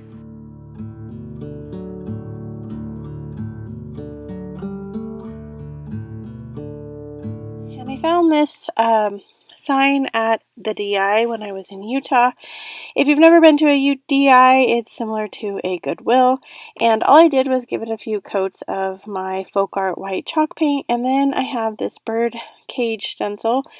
I got it at Michael's about a year ago or so. And then I'm just going to use some ink by Waverly chalk paint and do the stencil. There's something so satisfying about picking up the stencil and it looking good. So once I get that picked up, I'm going to take my stencil brush with some more of the ink by Waverly chalk paint, and I'm just going to go around the entire sides of the sign. I left a big spot up at the top because I have a big bow to put here, and so I didn't want to put anything else. This stencil set also comes with birds, and so you could actually put birds inside the bird cage if you wanted to. Now I had this bow left over from a previous project, and if you want to see how I made it, I will link that down in the description box and up here in the cards. But here is this piece styled in some decor. Whenever I see you, you stole my heart. What is it that you do? My life was great till you. Also picked this one up at the DI. I paid $3 for this one. I also paid $3 for the previous project that you just saw, and I'm just going to remove this really old ribbon that was attached to his neck, and then I'm going to paint him with some white folk art chalk paint. So I'm just going to cover his whole body. This did take me a little bit because I wanted to get all of the side pieces, and then I had to move his legs and arms up and down just to make sure that I could get in the creases. I didn't see a way to detach his arms and legs, and I didn't want to break him, so I just went ahead and painted it that way. Once I finished that, I took this really light ballet slipper. It's like a really light pink color from folk art, and I'm going to do his nose, and then I'm going to go ahead and do a portion of his ear.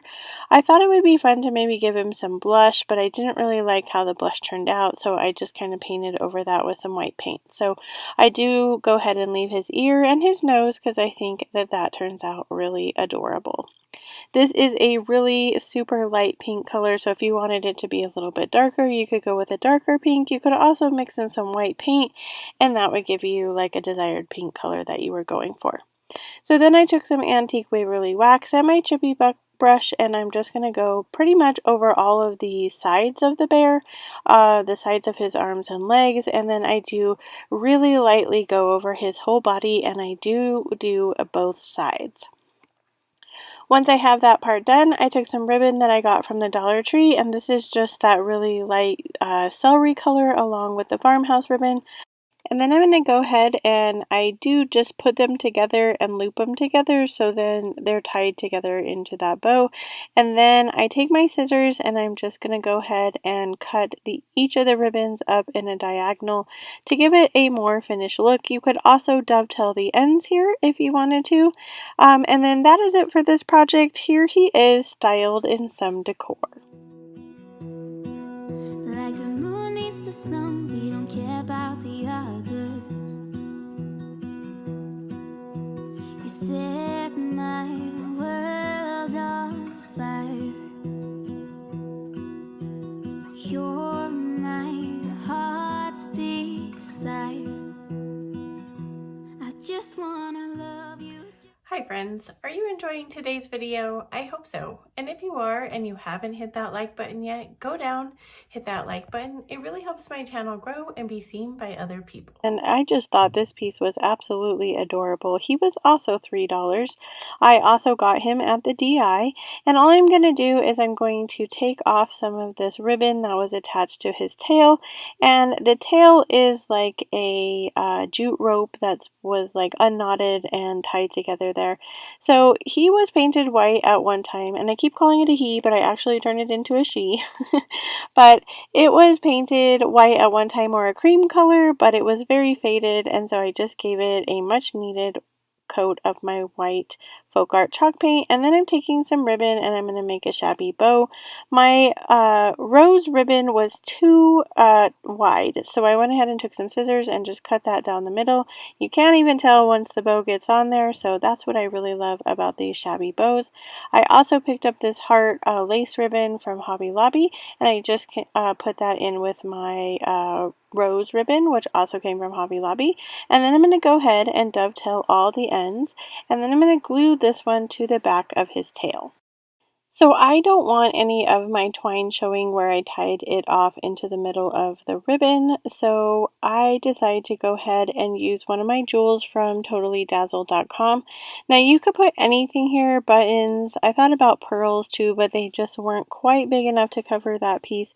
Another piece of ribbon over the middle also looks really nice too. So once I get that bow glued on there, I kind of fluff out the tail, and then I'm going to add another bow to the front of the horse using that same same ribbon, and I did cut this one in half because it was just kind of too thick for this like size of horse. So I crisscross it, glue it there, and then I created another bow to glue on top of that I just folded over, glued, and tied with some twine, and then I'm going to glue it into the middle of that crisscrossed bow. Then it looks like the tails of the bow. And then I'm going to go ahead and attach another one of my Totally Dazzled jewels right into the middle there. It gives it a little added touch, and this horse gets lots of bling, and I think it turned out so adorable. Here it is, styled in some decor. Take me away. I want you for myself every single day. You set my world on fire. You set my world on fire. This is a wood piece that I picked up at the DI along with a good sized piece of wood, and all I did was paint this with my ballet slipper folk art chalk paint, and then I'm covering it with my white folk art chalk paint. So once I have that covered, I take this other piece of wood that I also picked up at the DI, and I'm just using my white Waverly chalk paint, and I'm going to cover this whole sign with my chippy brush. Once I have that completed, I'm going to glue my flower pot down into the bottom center of this wood piece. So we're going to be creating a flower arrangement inside the top of this pot. I do go ahead and go over my pot a little bit later with some antique Waverly wax. Along with the big piece of wood, I did cover it with that as well using my chippy brush. So this little wood pot had 3 little holes in it, so I went ahead and filled those 3 little holes with 3 stems of lavender that I picked up at Walmart. And then I'm going to go ahead and put more lavender around those 3 pieces. So my original thought was to put some Spanish moss around there, but once I got all the lavender in, I decided I didn't need the Spanish moss. I did pick up my lavender from Walmart. It's my favorite place to get it. I think it's the most realistic looking plastic lavender that I've seen, but they also sell it at Hobby Lobby, and occasionally you can pick it up at the Dollar Tree. And then those would work just as well here. If I had to guess, this is about 2 bunches or 3 bunches of the lavender. I just had this left over in my stash, and I used up the bundle that I had. So once I get all the lavender glued in, and I'm just like bending the bottoms and gluing them on there, I decided to add a bow. I feel like once I got this project all done, my bow is a tiny bit too big. I think just a smaller, maybe shoelace bow or a fold-over bow would have looked really cute here, but I just made a shabby bow using my rose ribbon and some of this like pearl ribbon that came from the Dollar Tree, and I added another one of my Totally Dazzled charms in the middle, and here it is styled in some decor. You make me smile. What is it that you do? My life was great till you added colors. I picked it up at a garage sale for $3, and it had kind of come apart. It looked like it had been wood glued at one time, but I covered it with about 3 coats of my folk art white chalk paint, and then I'm using this Waverly stencil. I absolutely love this stencil. You can get it at Walmart. I am using the lavender chalk paint by Waverly as well, and I have used this stencil one other time to create a birdhouse. If you missed that video, I will post it here in the cards and down in the description box, but once you pick it up, it has this really beautiful pattern, and it's just absolutely gorgeous.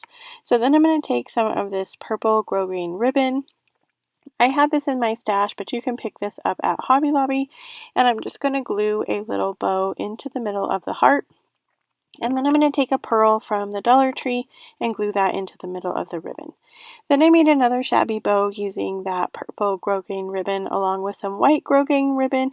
I did take a piece of material, a piece of the ribbon, and glue that into the middle of this bow just to give it a more finished look. And then I took a pearl and gave our horse an eye, and here he is styled in some decor.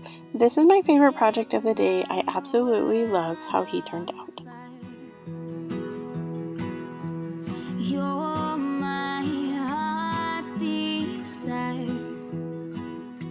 I just wanna love you, just wanna hold you, just wanna be with you till we Is this picture frame.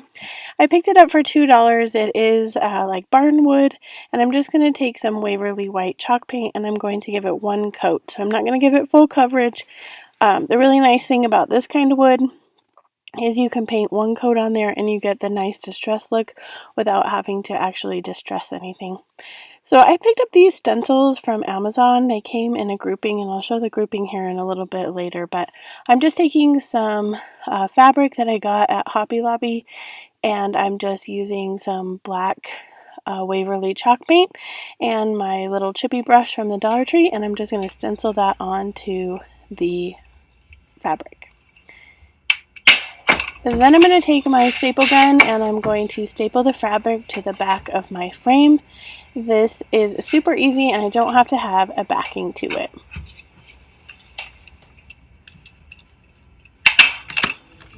Once I get that stapled to the back of my frame, then I'm going to take some fabric that I had on hand and I'm going to cut them into strips. So you can cut them however you want. I tried to make these kind of longer. They're about 1 to 1.5 inch strips, and then I'm going to create a bow with these. So I'm going to measure them out with my hand. I do about my fingers width apart, and then I add about 2 inches to that, and then I do the same thing on the other side, and I'm going to fold this ribbon or fabric over, and I'm able to get about 3 pieces or 3 loops to each one of these pieces of fabric. Then I'm going to go ahead and take another piece of the fabric and I'm going to start at the other end, and I'm just going to continue to do that for all of the pieces of fabric that I have cut here. Now you can go back and cut off the loops if you want to. I didn't, but you definitely could do that if you want it to be more of like a frayed look. So once I get all my pieces folded, I'm going to take that one piece that I had laying down on the bottom and I'm going to tie that into the center. That's what is going to keep our bow tightly fit there. And then once I just tie that into a knot, I had a few of the strands that I made into like a strand of a bow. I'm just going to attach that to the back and I'm going to tie it on to the other bow part that I made. Simple. It'll come attached if you want to detach it and use this bow for something else. But these are super fun. You can tie them to chairs. You can tie them just to like a blanket ladder or something like that. Like I said, you can cut the bow pieces apart and that gives you definitely a more like shabby frilly look, and you can definitely use other types of fabric as well. I'm just going to attach this up at the top of the corner of my frame using some hot glue, and then once I get that attached, I will show you this project styled in some decor. Wanna do it all with you by my side. If you're in, meet me here tonight. Be brave and come along.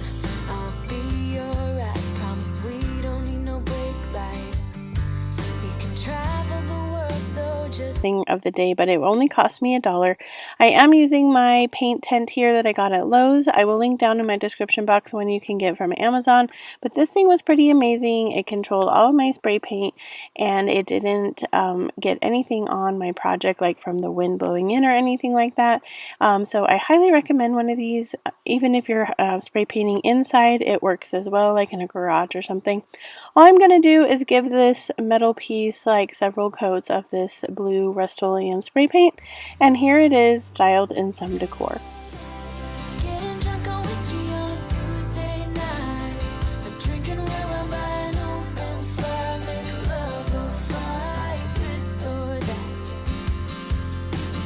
This or that. Evenings on the train or catch a morning flight.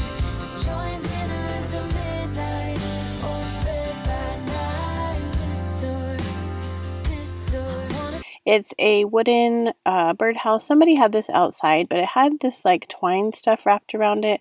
So I got these like needle nose pliers, and I'm just going to take out all the staples that were keeping this twine wrapped around it. It kind of went around the top and then it looped down on the bottom as well. There were quite a few staples into this little tiny piece of wood, but I did finally get them all out, and then I just took off this twine part and I threw that part away. It was pretty old, and you can tell that this piece has been out in the outside. Then I'm going to give it about 2 coats of my Waverly White chalk paint, and I just go ahead and paint over the entire thing, even the painted part on the top there. Then I'm going to take some floral foam and I'm going to put it into the inside of this little planter box, and then I'm going to use some lavender that I had on hand. I usually get my lavender from Walmart or the Dollar Tree. I'm pretty sure this one came from the Dollar Tree, but I'm just going to put several sprigs in there, just enough to cover up the greenery of the floral foam. Once I get all of my greenery into the planter box, then I decided to go ahead and add a shabby bow at the top, and this just was some leftover fabric that I got at a garage sale. It had a few little birds on it, and so I thought it would be really cute for this birdhouse. Then, to give it a last little touch here, I picked up these birds at Hobby Lobby over in the wedding section, and I'm just going to add one of the birds here into the top of the little perch part, and then I added another little piece of fabric to the middle of this bow, and I just tied this as a shoelace bow, and here it is, styled in some decor. Catch a glimpse of Panama. We don't need a map. I'll let you know when we've arrived. Yeah, we can travel the world, so just say yes. Choose to do whatever comes next. I pick up the shelf for about $2, and then I picked up these IOD transfers in a transfer book. All I did was turn my shelf, or I didn't turn it, but I just used the back of my shelf to trace on the back of my IOD transfer, and then I made sure that it lined up and I cut it out. Then I'm just going to adhere it to the front of my shelf. These transfers are so amazing. I love how they look. If you want to check out the transfers or any of the other IOD products, I will list the link to the store that I used for Ruth and Ruby, and I will list that down in my description box. But I'm just using my scraper that came from Hobby Lobby. You can also pick up one at the Dollar Tree, and here it is, styled in some decor. This or that. This or that. Evenings on the train or catch a morning flight. Enjoying dinner at some midnight. Or in bed by night. This or we can try. I picked up this wooden goose for $1, and I'm using some stencils again, and these are from the same pack of stencils that I had used earlier.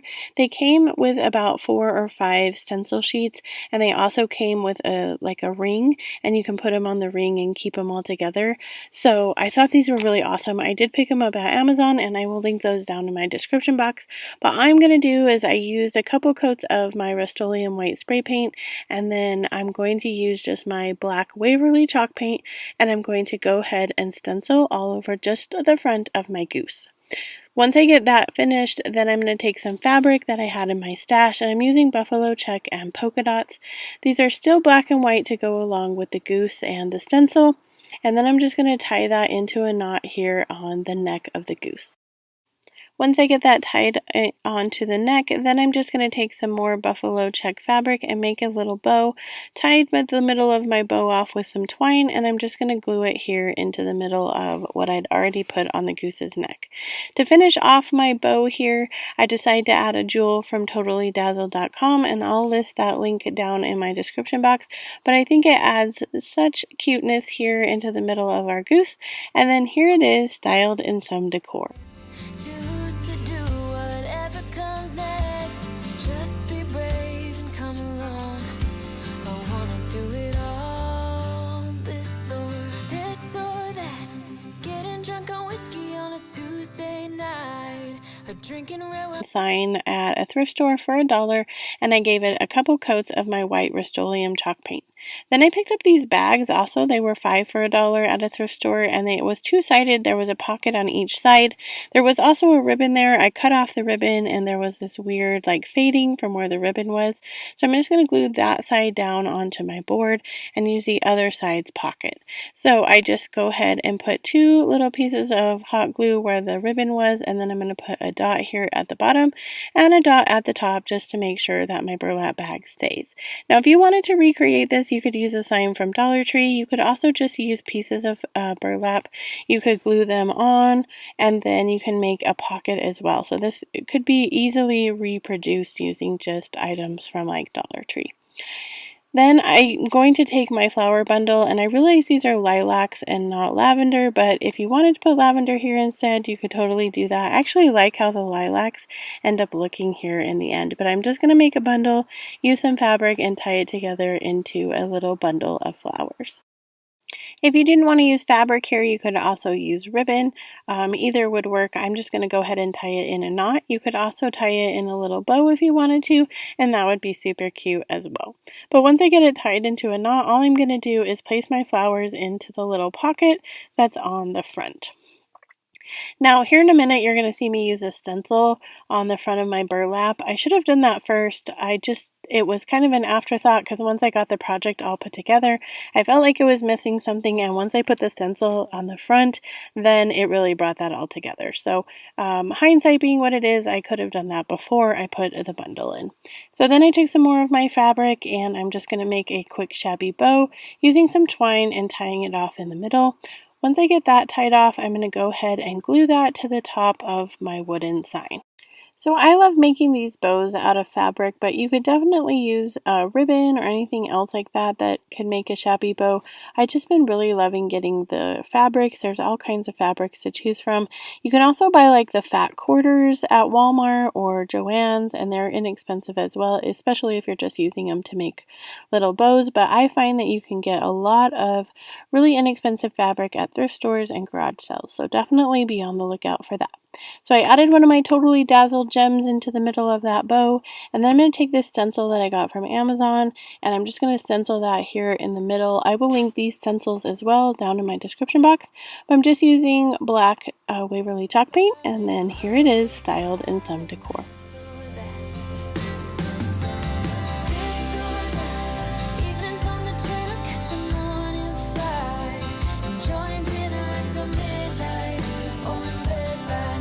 Start out by taking these jeans that I got at the thrift store.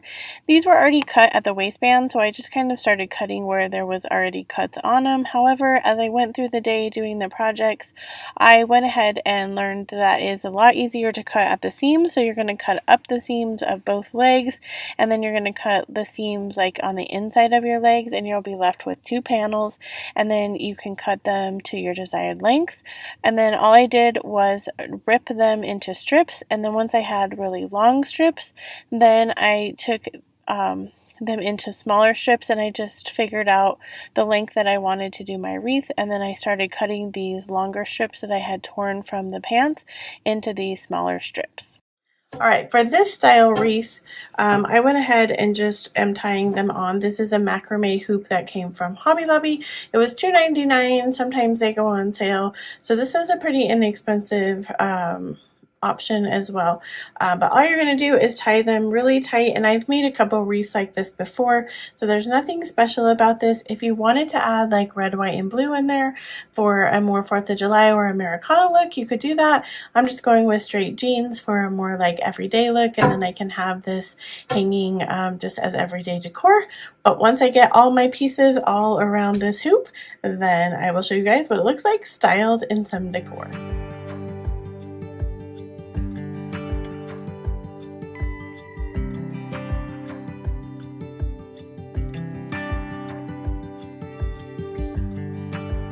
Turn the tide, let the water go where it wants.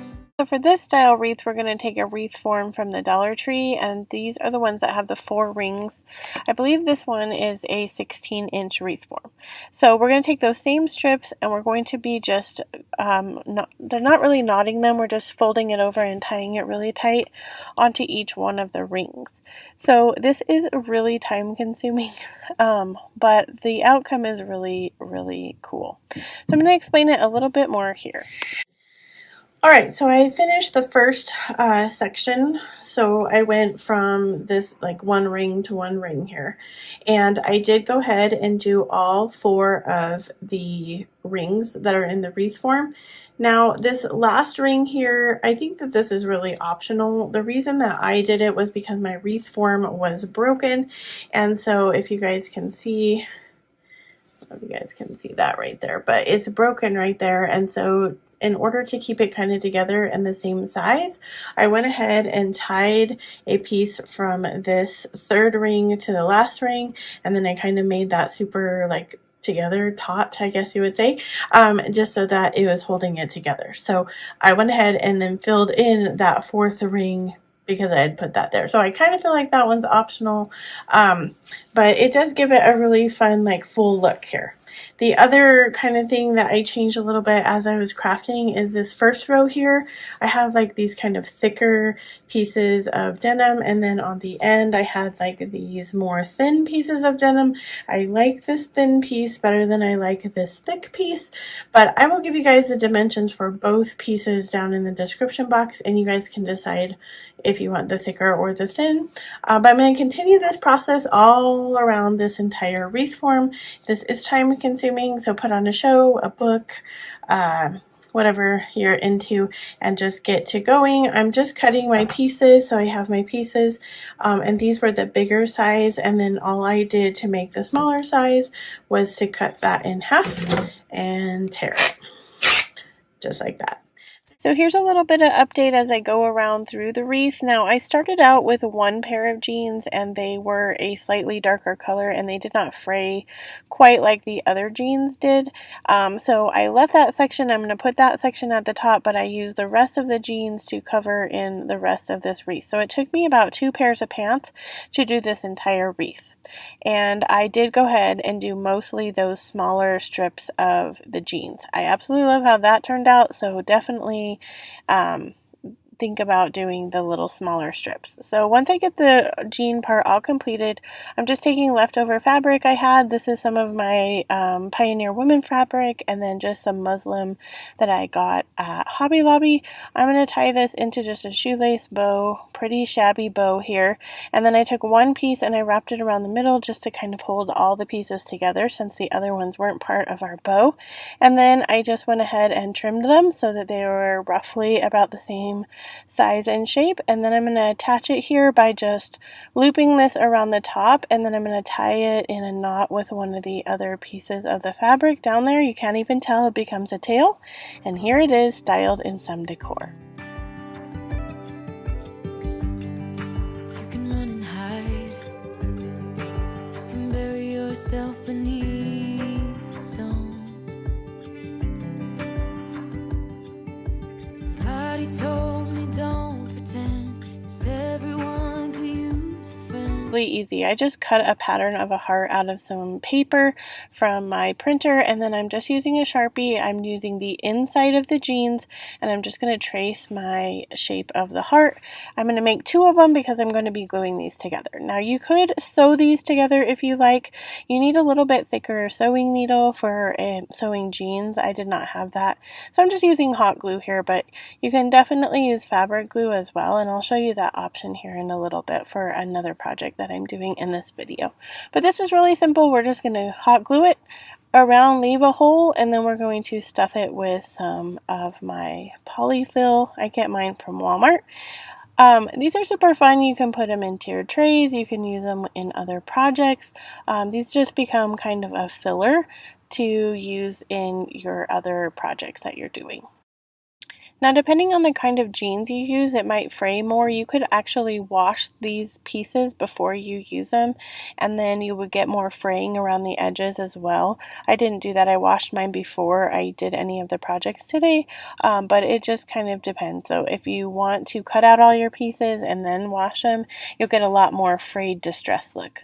But I'm just going to stuff this to the desired look that I want, and then I'm just going to add some hot glue here to finish off the stuffing here in the heart. I would love to know if you guys use your old jeans for projects, or if you've ever used your old jeans for projects, so let me know down in the comments what you've made with old jeans. So once I get this all glued, and some of my stuffing does kind of come out as I'm gluing it, but that's okay because these are made to be shabby, so it's okay if the edges are showing, if stuffing's coming out, because that's kind of the look. So then I'm going to take this ribbon from the Dollar Tree and I'm just making a simple fold over bow. These are kind of called awareness bows as well. You make them into an awareness ribbon and then you fold the back and it becomes this cute bow. You can also use twine here to tie it off in the middle if you don't want to use the hot glue, and that makes a super cute look too. I was fumbling through this hot glue today, so I probably should have used the twine here, but anyway, either way it'll work, hot glue or twine. I'm going to glue mine down to the middle and then I'm going to add some buttons here just to give it a little bit more shabbiness. I was thinking pearls would look really cute here too, and I know I'm going for a red, white, and blue look here, but you do not have to do that. You could use any ribbon here and it would look just as cute.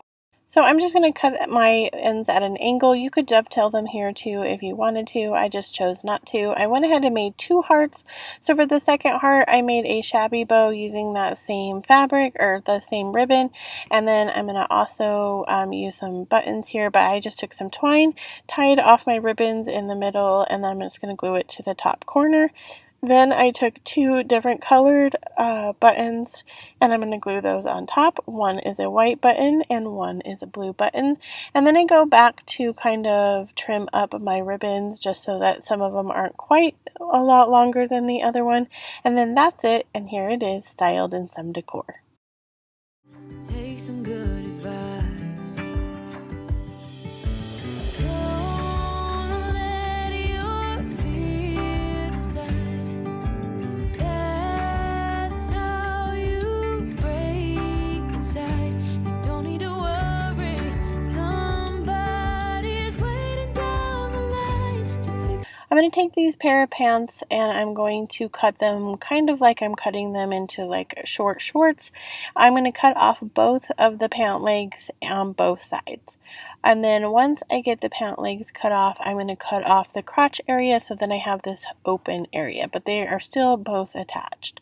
Then I'm going to cut up the sides on both sides so that I'm going to remove the front of these. I'm going to be using the back with the pockets so that I can use the pockets, like as I'm crafting I can put things in there. And you could also, if you're using this in the kitchen, like utensils and things like that could go in there if you wanted to. The really nice thing about a jean apron is that it's really durable, it can get dirty, and it can withstand a lot more than maybe just a fabric apron. So then I'm just using pieces of the jean to attach like some strips along the side to tie in my back. I'm using hot glue, but as you can see there is some fabric glue options that you could use, or you could sew. Like I mentioned before, you need a special needle to sew through jeans because they are such a thick material, so if you have that and you are wanting to sew them, you can definitely do that too. Once I get my ties glued on, then I'm ready to kind of assemble the rest of my my apron.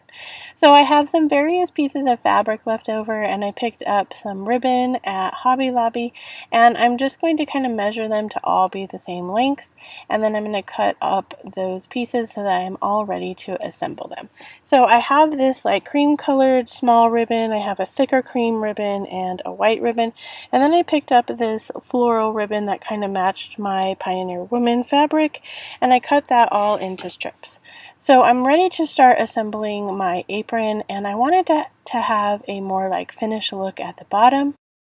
So I took some of my ribbon and I just measured it to be the length of each side of the bottom part, and I'm just going to hot glue that on. So I hot glue the one side and then I'm sort of overlapping it, but you can't tell, and then I'm just going to glue that other part on. I do flip it over and kind of glue the piece to the back as well. So now I'm ready to adhere my ribbons, and I just randomly decided like I would pick ribbons and I'd put them, then I'd put some fabric. So there was no rhyme or reason to like how I decided to do it, but I just kind of overlapped whatever I was putting next to it. So I would put this ribbon, and then I'm going to take a bigger ribbon and then some fabric, and I'm just going to do that all the way down till I get to the other side of the apron. So this is just, up to your whatever you want to do. This is definitely a creative license here. And obviously this is customizable. You guys know I love Pioneer Woman, so this was sort of Pioneer Woman inspired. But if that is not your jam, you can definitely pick ribbon and fabric that goes with your style. So here it is with one kind of continuous line of fabric and ribbon, and I decided to go ahead and go back over some of the spaces that looked a little sparse, and I'm just going to glue on top of my ribbons some more fabric and some more of the smaller ribbons just here and there to kind of balance it out. And that is really all there is to this project. It's super fast, it's super customizable, it's adorable, and here it is styled in some decor, and I am even going to model it for you. I can feel the sun and how the wind makes way across the fields. Let me take a breath. Let me be a part of something real. Someone said it's better when you hold on to a helping hand. Sometimes we could all use a friend. For this project, we're going to take this wagon. It was gifted to me by a friend. It was full of some fall decor. I removed all of the fall decor, cleaned out the inside, and now I'm ready to just give it some paint. So I decided to go with white Waverly chalk paint. I'm going to go ahead and give it 2 coats on the metal part and the wood parts, and then 1 coat on the burlappy looking part.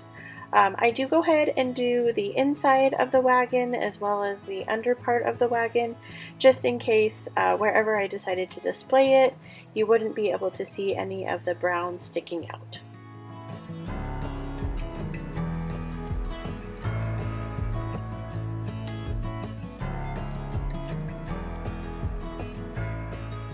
Once the paint is finished, it's looking amazing. I'm so excited with how it's turning out.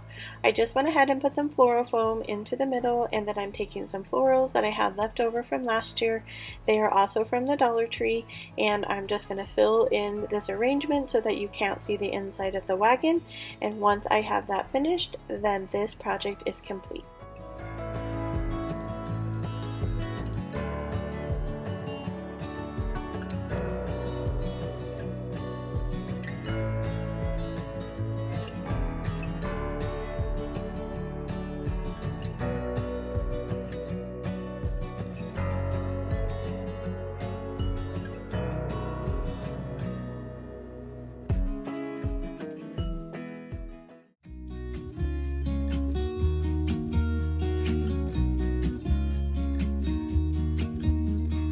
I've been feeling so small. Watch the clock ticking off the wall. But tonight I'm letting it go. Spend my coin for sure. I'm gonna be myself, or I could be someone else. No one's stopping me now. I'm gonna skip my breaks. I'm gonna make mistakes. I just wanna feel alive. It's just what I do when I'm out. So try not to hold me down. Feel alive when I'm in this town. Look at these beautiful stars. I wanna drive a faster car. For this project, we're going to take this picture frame that I picked up at a garage sale for $1. I'm going to remove the top part that has this bow and Christmas trees hanging from it. I finally cut it off only to realize later that it was actually put on there with a staple from a staple gun. So I used my pliers and removed the staple. Then I'm going to use my sanding block, and I'm just going to go over the entire frame and get off all of the red glitter from the frame.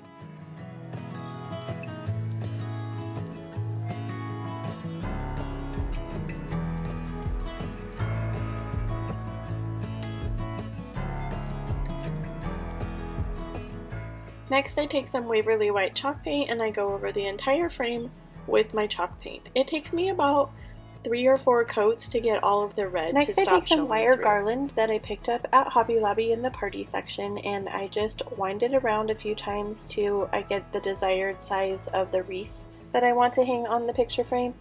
Once I have that in the desired circle that I like, I go ahead and kind of fold it over a little bit at the top because it is wire, it holds it together, and then I just kind of play around with it, make it into the circle, and then I'm going to glue it to the top of the house.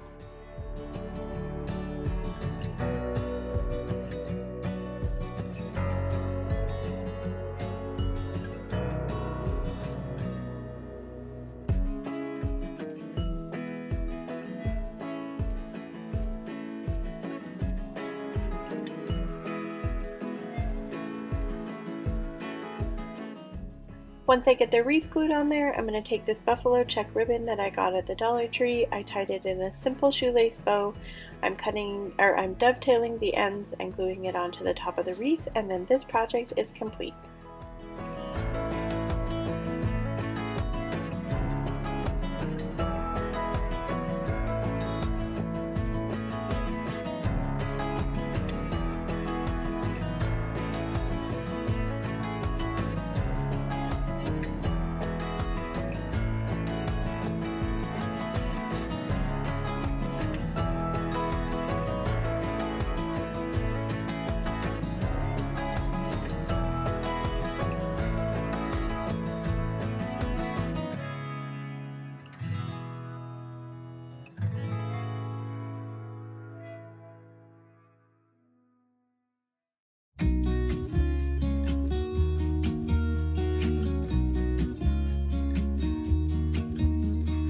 I've been feeling so small. Watch the clock ticking off the wall. But tonight I'm letting it go. Spend my coin for sure. I'm gonna be myself, or I could be someone else. No one's stopping me now. I'm gonna skip my breaks. I'm gonna make mistakes. I just wanna feel alive.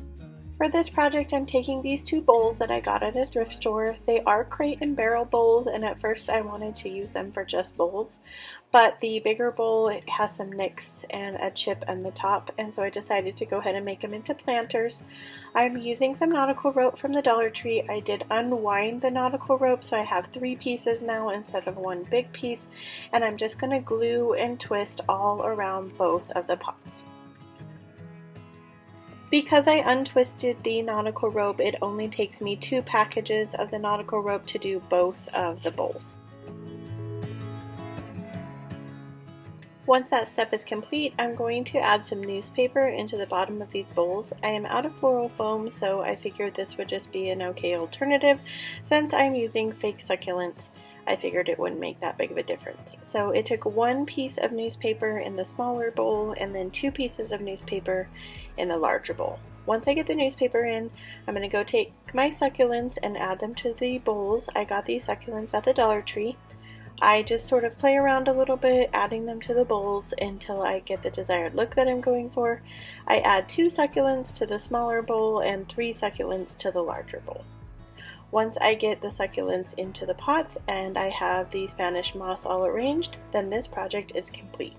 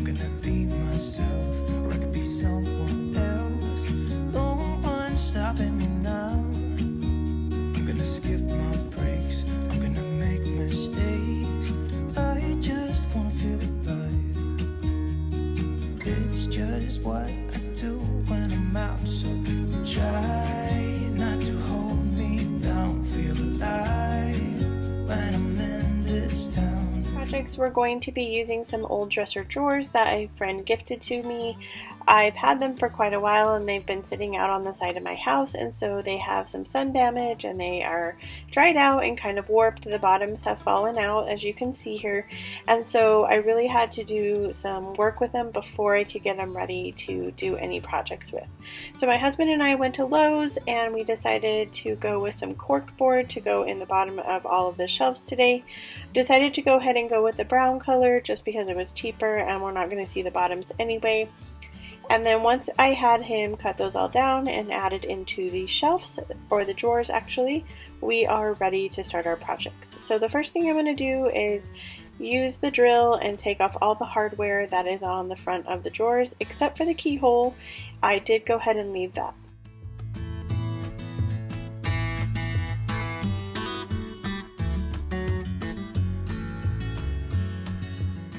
While we were at Lowe's, my husband picked up a new sander for me, and so I am using my new sander as I go around all of the outside of the drawers. Then I took some of this spackling to fill in the holes on these drawers. I would highly recommend some wood filler. We didn't have any on hand and I didn't want to run back to the store, so I thought this would be okay. But as you can see later on in the video, it didn't end up really working out. So definitely wood filler if you're going to fill in any kind of wood holes like that. So once I get the spackling in there, I do take some sandpaper and I sand over the spackling, and then I'm ready to paint it. So I'm using this spray paint that I got at Lowe's also, and it is a primer and paint together, which is really helpful when you're doing projects like this because the primer is already built in. So I'm just doing some light coats over the whole thing, and then I'm going to come back and give it a few more coats. So I end up giving it about 3 coats of the spray paint, and then I let that dry.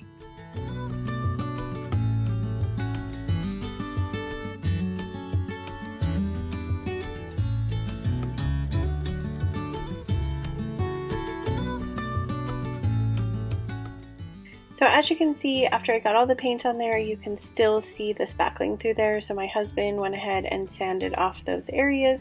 I did go ahead and re-spray paint it, but I still didn't like the way it looked, so I decided to do something different. So now I've taken some white Waverly chalk paint and a chippy brush, and I'm just going to go over all the sides and front of the drawer to give it a more distressed look.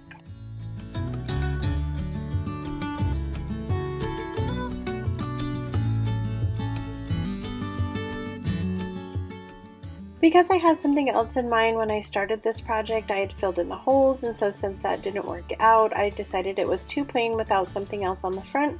So I decided to take the hardware and cover it with 1 coat of Rust-Oleum white chalk paint with the primer, and then I'm going to add it back onto the front of the drawer. So I just use a generous amount of hot glue and line it up where the holes were originally.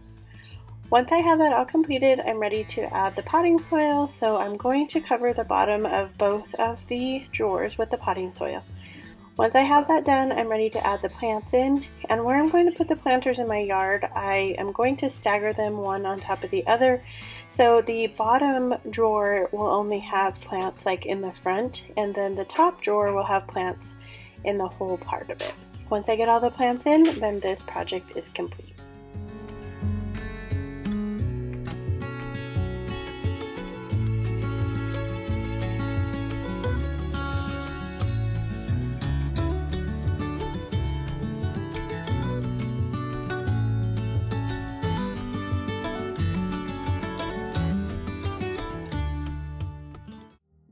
California weather, it's like 90 degrees. It's making me hot and he has the same effect on me.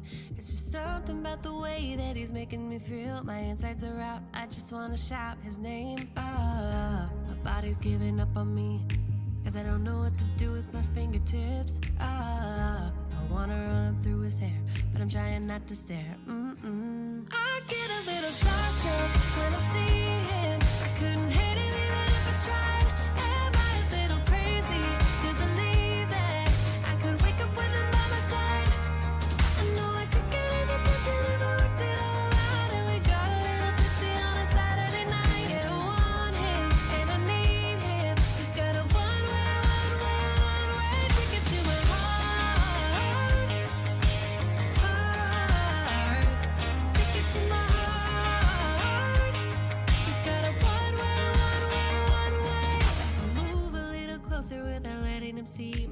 shaking from the urge of being with him. I act a little dumber when I try to get his number. If you're new to my channel, welcome. I'm Catherine with The Perfect Place to Start. I love to do seasonal decor, Dollar Tree DIYs, home decor, and thrift to treasure. So if that's something you're into, I would love it if you went down, hit the subscribe button, and became a part of my YouTube family. So for this project, we're going to be creating a boot tray, and this original inspiration for this came from a Martha Stewart Living magazine. I'm using some blue spray paint, and I'm just going to spray paint the inside except for the bottom, which I've replaced with some pegboard, and then I'm going to do the sides and the back of the drawer. On the front of the drawer, I'm going to take this contact paper that I got at Walmart. It is Pioneer Women, and it is over in like the contact paper kitchen area. It's absolutely gorgeous. It matches a lot of the Pioneer Women stuff that I have in my house currently, so I was super excited to find it. Once I get this adhered to the front of my drawer, I am going to take the hardware and hot glue it back to the front as well. And then I'm ready to place the tray. So as you can see, my boot tray that I currently have is very shallow. I had got it at Kohl's and we have clearly outgrown it.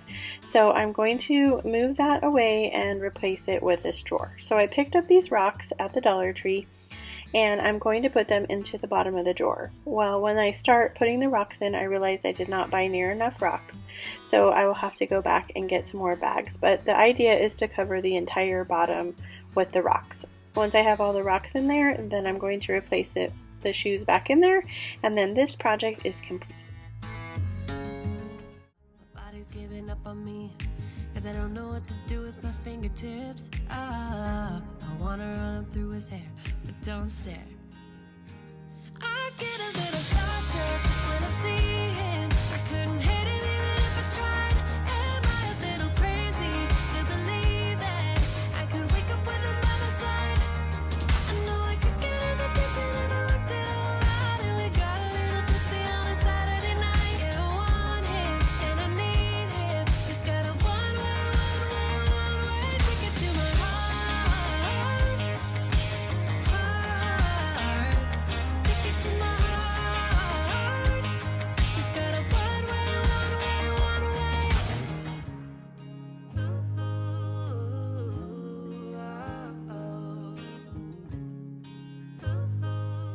So one thing that I find a lot at thrift stores and garage sales is wood signs and wood items. People tend to get rid of their home decor, often thinking that someone might just want to pick it up for what it looks like. But when you're DIYing, you can always change things up, and that's the really fun part about that. So this piece came from a garage sale, and it was originally $11.99, and I paid $2 for it. So, and then I'm going to use this bicycle piece that I picked up at the Dollar General. If you missed my Dollar General Dollar Tree haul, I will put that up here in the cards. But we're going to start by just using some white Waverly chalk paint, and I'm going to cover this whole sign with the white Waverly chalk paint. Now, this step is kind of optional because we're using contact paper. I just wasn't sure if the contact paper was going to show through, and I just decided to go ahead and paint. So this contact paper came from Walmart. It is the Pioneer Woman contact paper. I did another project, an actual flip with this contact paper as well. I'll link that here up in the cards and in my description box, but I made a boot tray using the same contact paper. So all I'm doing is I'm laying it down, flattening it out, and smoothing it as I go along. So one tip there, if you shy away from contact paper, is that you just need to kind of go in little pieces with it. Don't take the back off all the way, because sometimes that's when you have problems and it gets kind of sticky and messed up. So after I get it on there, I do have a couple little pieces like down in the bottom of the sign that you can see is missing some of the contact paper. I do go ahead and go back and fill in some little pieces with that, but I'm using my white Waverly chalk paint and I'm going over the sides so that they blend in together. And then I decided that I just really wanted to dry brush the whole thing, so I took my paint and I just went over the whole thing so it blends in with the sign and it gives it a distressed look.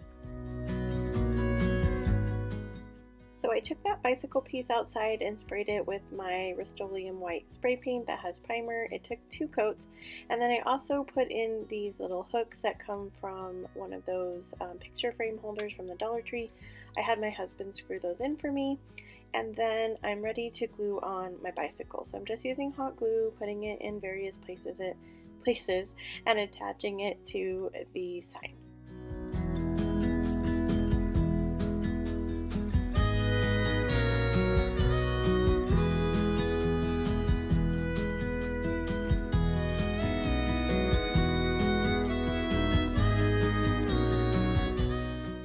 So I am filling in the little holes where the hanger was and the welcome sign with some hot glue, and then I just go back over that with my white Waverly chalk paint.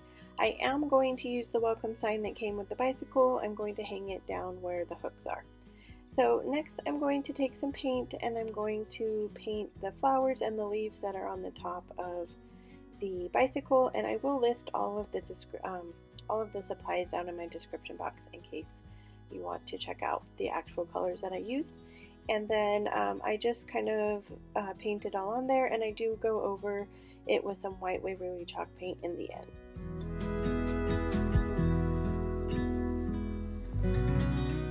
I promise I don't show all of my painting here. I just want you to see basically that I had different colors here, and then I go ahead and use the cashew in the middle of the flower, and then I kind of dry brush over the whole thing. And then I do go ahead and attach the welcome sign at the bottom using the chains that came with the welcome sign. And then once I have that all finished, then this project is complete.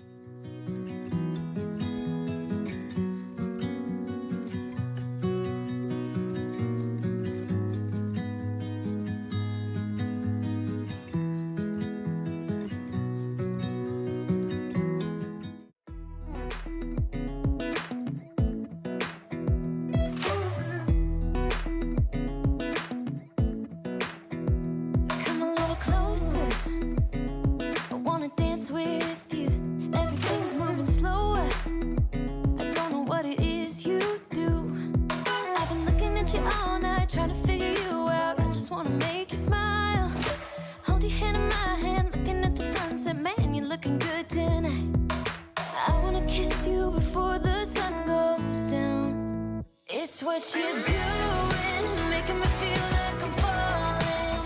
And when you're moving, I can hear my calling. There's no one else here that I see but you. The high-end looking baskets for a fraction of the price that you would pay anywhere else. So the most expensive basket in this little grouping probably costs $3, but there are so many things that you can do with baskets as far as organization and DIYs, and so I definitely recommend you pick up that as you're thrifting this season. So this is one of those baskets that I picked up during one of my hauls, and I will post my last garage sale haul here in the cards, but I took it outside and I spray painted it with my Crayon color match spray paint that I picked up at Lowe's. It is, I just love the color, it's very summery. And then I'm taking my white Waverly chalk paint and I'm just going to distress this entire basket with the white Waverly chalk paint. I picked up this bicycle wood cutout over at Hobby Lobby. I believe it was $1.49, and I'm just going to cover it with some white Waverly chalk paint, and then I'm ready to attach it to my basket.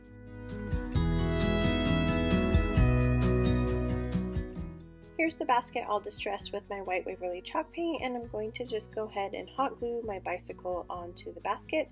I go ahead and add an arrangement that I made in a previous DIY, and I'll link that here in the cards if you want to check out how I made the arrangement. But once I have this all glued on, then this project is complete.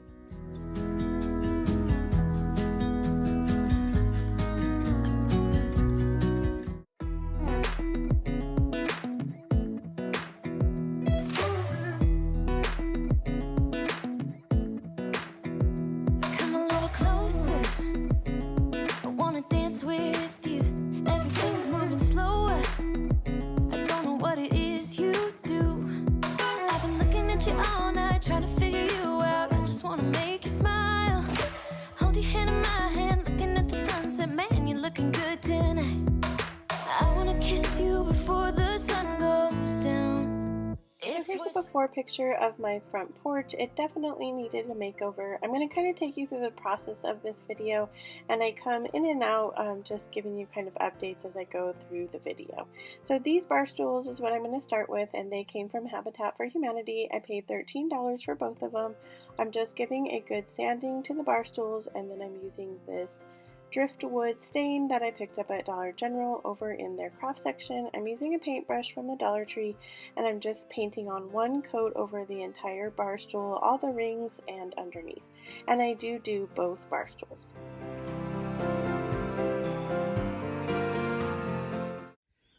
Welcome to a normal day in New Mexico with the wind. So I just finished the bar stools, and I really do like the color. So that was the stain that I got from Dollar General. It's called Driftwood. I'll take a picture, put it in here. I'm going to show you guys what it ended up looking like right here. But I don't know. I mean, I'm liking the tops of it. The bottoms, they didn't take all of the stain on some of the parts of the wood, but I don't know. It gives it a cool look. So we're going to let it dry. Let the hubby see it and see what he thinks and see if we need another coat, and we'll move on to the chair project next. So these chairs were gifted to me. They are wooden like lounge chairs or outdoor patio chairs, and so this red chair had been weathered and needed a good sanding. So I go over the entire red chair to get any kind of rough spots and any other areas that needed to be sanded down. This yellow chair was in much better shape and seemed to have a different type of paint finish on it. I did go over it just quickly with one sanding.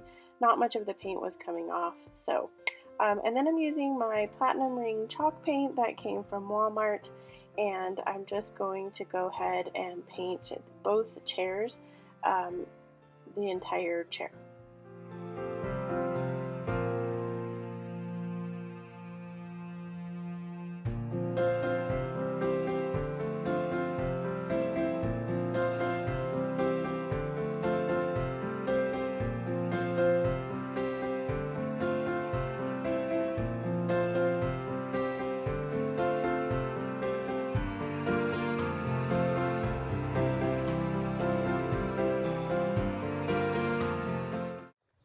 So here's the update.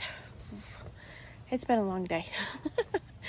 Anyway, I ran out of paint, so I had missed the underside here, and for some reason this one seemed to need 2 coats and the red one only really seemed to need 1 coat. So anyway, I had to run back to Walmart to get some more paint.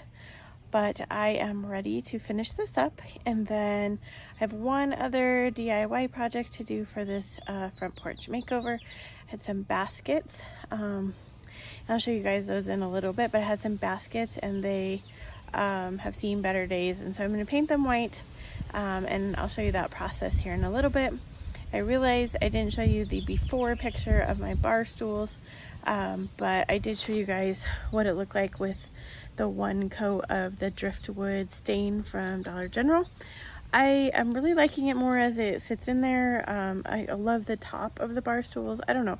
I did sand all of the bar stools, but for some reason some of the stain didn't take to like parts of the legs, but it gives it a really cool whitewash look, and so I'm gonna go with it. It was husband approved. So anyway, so I'm gonna finish this up with these chairs, and then I'll show you guys the process of the baskets and painting those white, and then we're ready to put the whole front porch back together. Can't wait. All right, sorry it is super loud and obnoxious out here in my front yard. The trash man is going by. But I am finished with the chairs, and I am ready to, for real. Anyway, it was recycling day today, and so I thought he was done. Anyway, so I'm ready to move on to the last project for the front porch makeover. And the last project was the baskets. I told you guys I had some baskets that were kind of left over from another project, and so here they are. They're kind of seen better days. These are just some baskets that I picked up at Hobby Lobby. So I don't think I'm gonna use these smaller ones. But I am, you guys even see that, I'm going to use these were for some mums that I got from Walmart a few years ago, and I saved them and I've been using them. And then I also have these baskets. So as you can see, these baskets are in pretty bad shape, but I wanted to try and recycle them. So I'm going to use some white spray paint, give them a new look, and then I'm going to add the final plants and everything, and I will take you guys along that journey as I decorate the porch. But I'm hoping you're following me. I'm hoping you're having fun. This has been kind of a long day and a long kind of makeover, but I'm super excited to see the final reveal. So anyway, let's get back to the video. So I'm using my favorite spray paint, the Rust-Oleum white flat spray paint that has the primer in it, and I am going to spray these baskets with just one coat of this spray paint. I told you guys earlier, I live in New Mexico. It's so windy here, as you can see in the video. My spray paint is going everywhere. So anyway, I do go ahead and cover the entire basket with my one coat, and you are going to be totally amazed when you see what these baskets look like with just one coat of this spray paint. I was pretty amazed at just like the new look that I gave the basket. So anyway, buy the spray paint. It's amazing.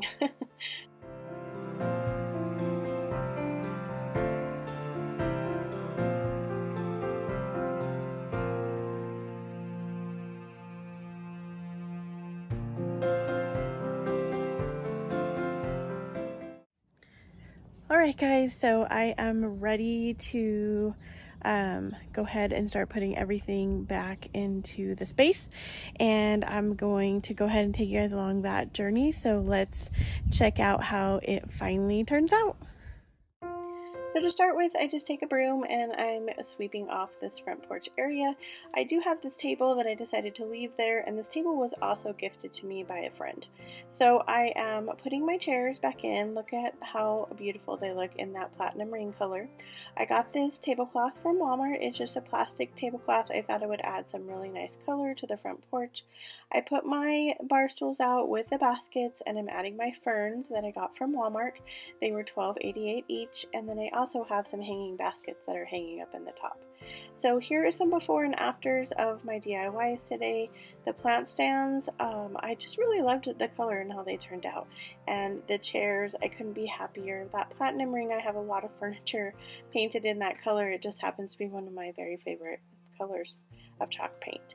So, and these baskets, I can't believe just one coat of that Rust-Oleum spray paint gave them a whole new life. So thank you guys for coming along on this journey with me. I had a lot of fun making this video, and I thought it would be fun to kind of do it in a vlog style so that you could kind of follow the journey with me. Let me know what you think about the makeover, and if you liked this kind of video style. I had fun doing it, so if you'd like to see more videos like that, let me know down below. And don't forget to go check out Living My Best Life with Lisa Marie. She is such a sweet person, and I would love her to know that you went over and checked out her video today. As always, wherever you are in your journey is a perfect place to start, and I will see you guys in the next video.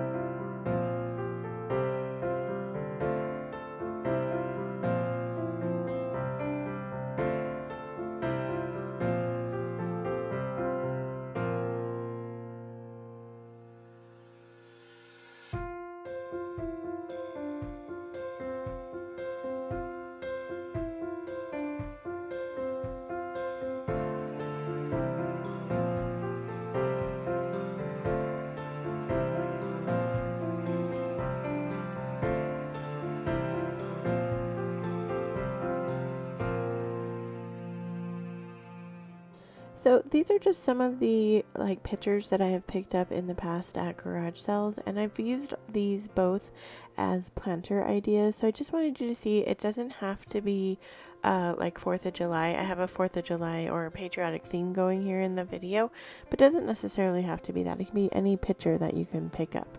So I picked this up for $2.99 at the Goodwill, and all I'm going to do is put in some floral foam that I got at the Dollar Tree, and then I'm using greenery that is from Walmart and the Dollar Tree, and then I'm using some baby's breath from the Dollar Tree. So we're going to start by these with these boxwood stems that I got from Walmart, and I'm not going to clip the boxwood stems off. I'm just going to stick the whole bushel into the floral foam. Now I did not glue the floral foam in because in case I want to change this out, or eventually someday maybe I want to use this as a picture. So I did not glue those in, and I'm going to use, I think I use about 4 of these, and all I'm going to do is stick them in the foam and spread them out.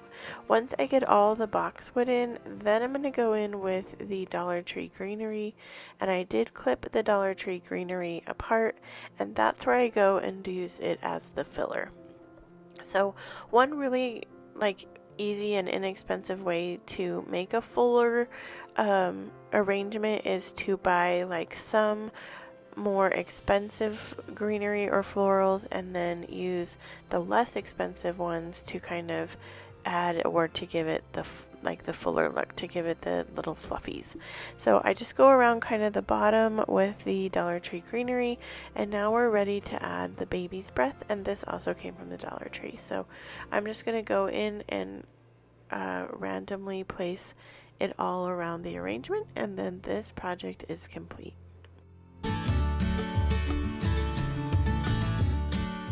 So for this project, I'm using one of these like apple barrel baskets. This was one that actually was in my yard, but I do see these a lot at garage sales, and I'm just sort of upcycling this one.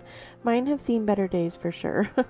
But I'm going to use some flat spray paint, and I'm just going to cover the entire basket with the spray paint. If you missed my front porch makeover, I used some bigger baskets and did the same thing, so I'll list that here in the cards. But after I get it all painted with my white spray paint, I'm going to use some red acrylic craft paint, and I'm going to be painting every other stripe in the basket. So I'm just going to show you here just a little bit of how I'm skipping or how it's going to turn out. I realized when I was painting here though that my brush was a little bit too big, and I did end up getting some red paint into the white. So it's easily fixable. I would just recommend just maybe a little bit smaller brush. So I go ahead and paint one, then I skip one, and I'm going to do that as I go all around the basket.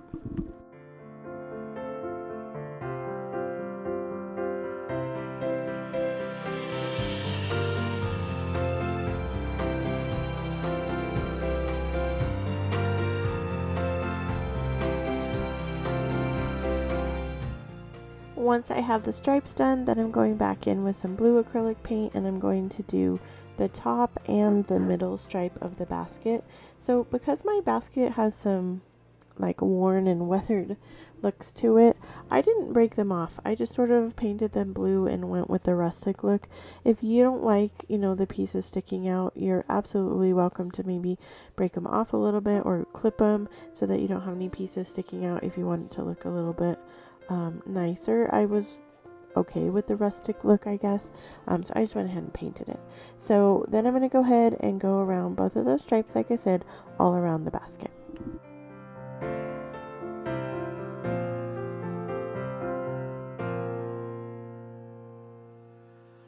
So once you have the blue painted, you could add stars here if you wanted to. I chose not to. I'm just going to go ahead and go over it with some Antique Waverly wax. I do go ahead and show you here in a little bit this basket style 2 ways. So I show you just the basket, just like this with some plants in it, or I do go ahead and add a sparkly bow from the Dollar Tree. I've had some comments before saying, why don't you make your own bows? And I do make my own bows, but sometimes I enjoy the sparkle and shine, especially during the 4th of July season. It reminds me of fireworks and things like that, and so I like that. But if you wanted to add your own ribbon bow here, you could, or no bow at all. I wanted to show you both ways. but once I'm done with this, then this project is complete.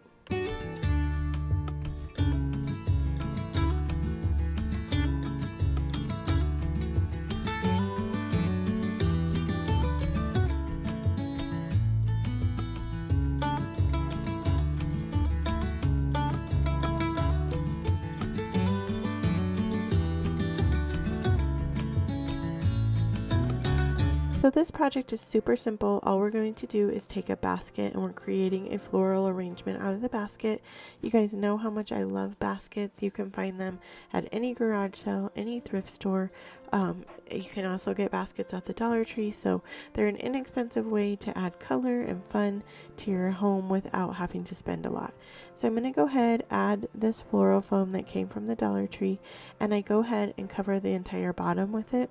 I then go ahead and add another longer piece on top of this long piece to give it some height. And then I'm going to be using tiger lilies for this arrangement. I bought them at the Dollar Tree and then I wasn't happy with like what I had intended to use them for, and so they've just been sitting in my floral stash, but I decided they were white and it would be fun to go with this basket. So I'm using the tiger lilies and some greenery from the Dollar Tree, and I'm just going to go ahead and put them in the basket, and then this project is complete.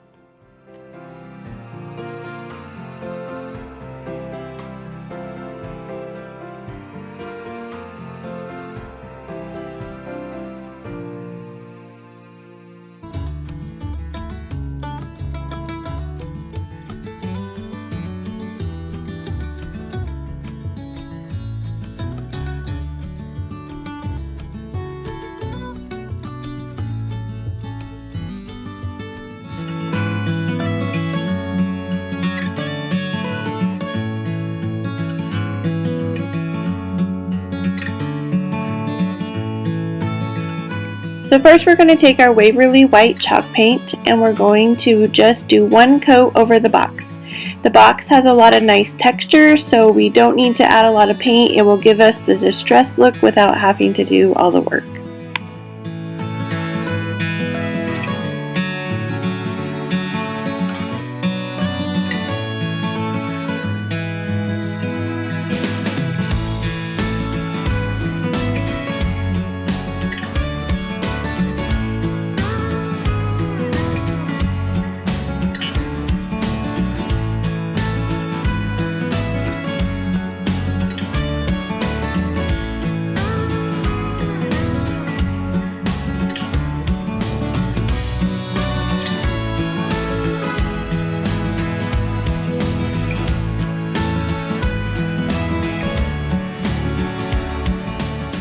Next, we're going to take some floral foam that I got at the Dollar Tree along with these two planters that came from the Dollar Tree as well. They came in a 3-pack, and we're just going to add the floral foam to those. And then we're going to take some lavender that I picked up at Walmart, and we're going to cut off the sprigs with some wire cutters. I used 2 bunches for each of the pots.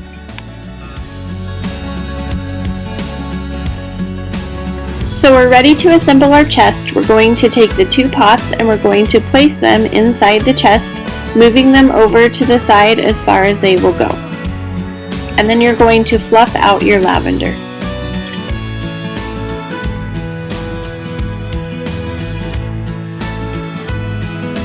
I think this turned out so adorable and I just love how it looks.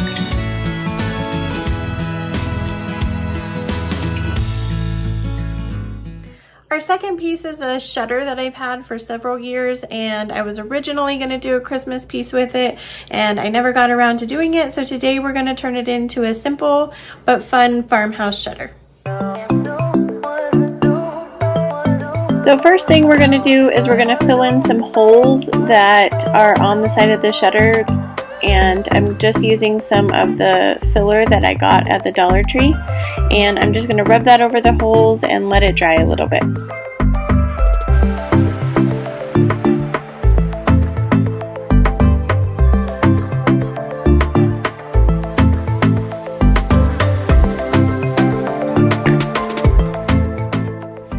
Next, we're going to take that same Waverly white chalk paint and we're going to paint the whole shutter with the paint. I only ended up doing 1 coat because I was going to go ahead and distress it anyway. So this shutter was just super dirty, and I can't believe how much whiter it became just with that one coat of paint. I really love this paint because a little bit goes a long way, and this bottle of paint has lasted me through several projects.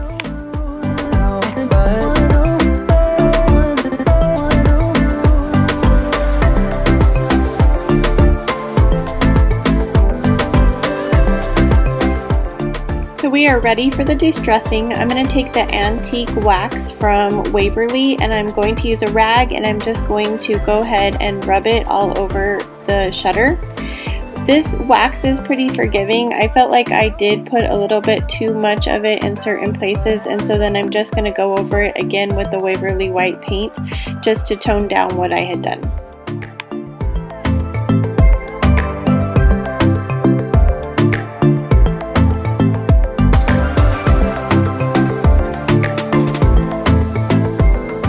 Next, we're going to take one of those wicker frames from the Dollar Tree, and I'm going to take 3 stems of the boxwood that I got at the Walmart, and I'm going to cut those with the wire cutters and then stick them into the wreath. I did go back with some hot glue later to make sure that the stem stayed into the wicker wreath. This shutter is so simple but elegant, and it gives you such a nice farmhouse feel for your house. I put mine in my dining room, and it just really goes along well with the decor I have in there. So here's the bookshelf. It is pretty dirty, so I just take a rag and I wipe down the bookshelf, and I get the corners and I get all the dust off, and I get it ready for painting.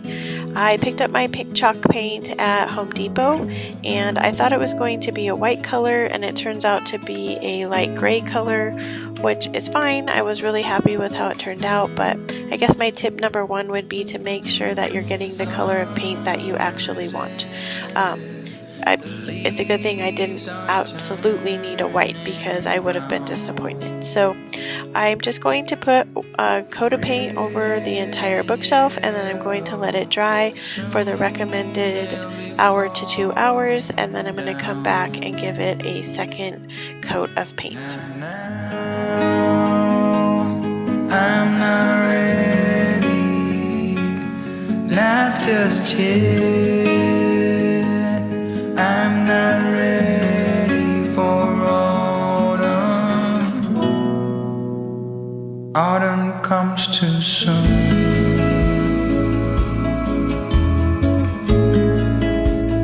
Autumn comes too soon. The light that... So once I get both coats of paint onto the bookshelf, I am ready to do some distressing, and I am going to use a technique called wet distressing. So I have a washcloth here that is damp, and I'm just going to rub the washcloth on the pieces of wood, and I'm going to pull off the paint as much as or as little as I want to. As I start to do this though, I realized that I probably let my paint dry slightly too long, and so it took a lot of elbow grease to get off the paint that I was able to get off. I was happy with how it came out, and it did give me the desired look I was looking for. Just, I guess, tip number 2 would be next time to not let it dry quite so long before I get ready to distress it. So I'm going to do the shelf inserts, and then I'm going to do the top of the bookshelf, and then I'm going to go ahead and do the sides and the bottom of the bookshelf as well. Autumn comes too soon.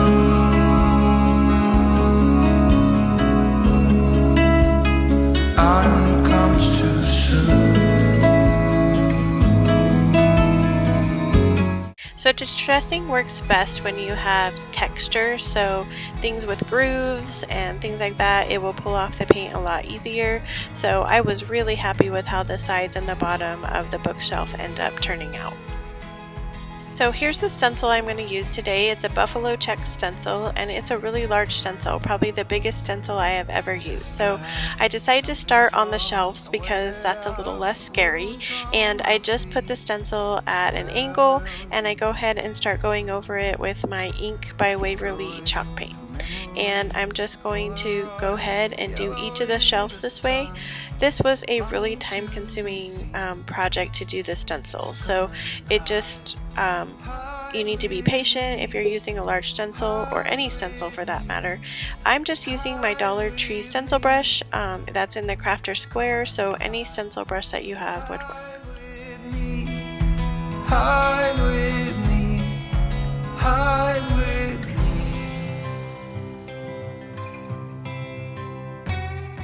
So here's our first look at what the pattern is going to look like. I was super happy with how it looked when I took the stencil off, and just really excited to finish the project and see what the final look was going to be. So once I have those 4 shelves finished, I moved to the top of the bookshelf, and I'm just using that stencil on the top of the bookshelf as well. I did not put it on top and lay it over the entire top circle. The stencil is a square, so I tried to kind of line up as a rounded part. I might have caused myself more work that way, but I was really happy with how it turned out. So when I move the stencil, I just go ahead and make sure I've overlapped some of the other project so that they match up, and I make sure that I have one continuous pattern through the whole top of the shelf. I walked this dirty streets for years. I left it all to see you, to wipe away tears.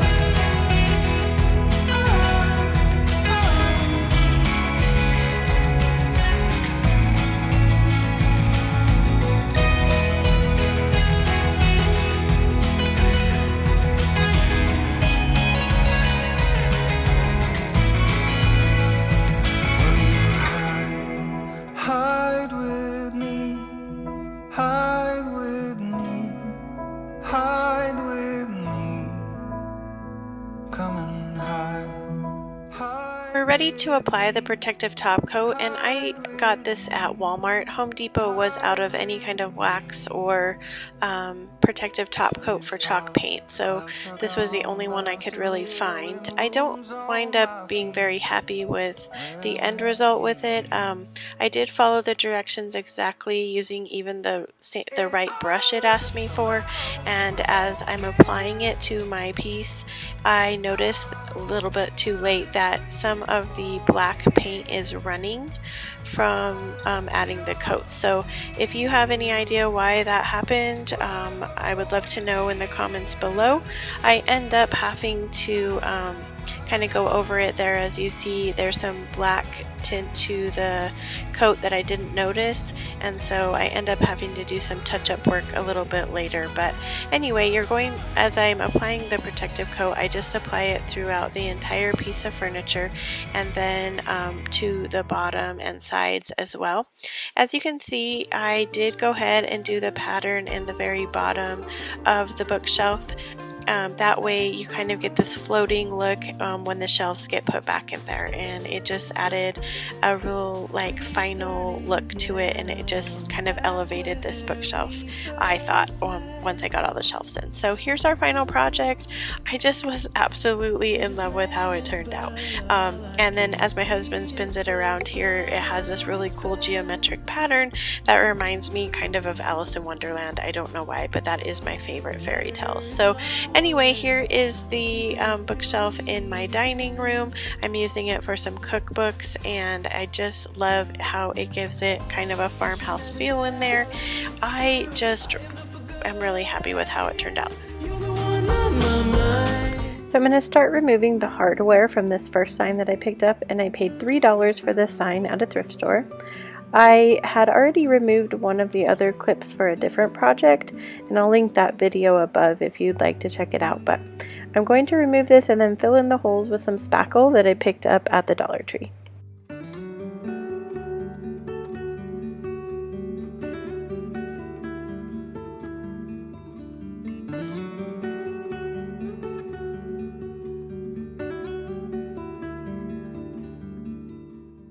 It was a little tricky to remove this because I had to angle my screwdriver in there to get it to actually pick up the screw.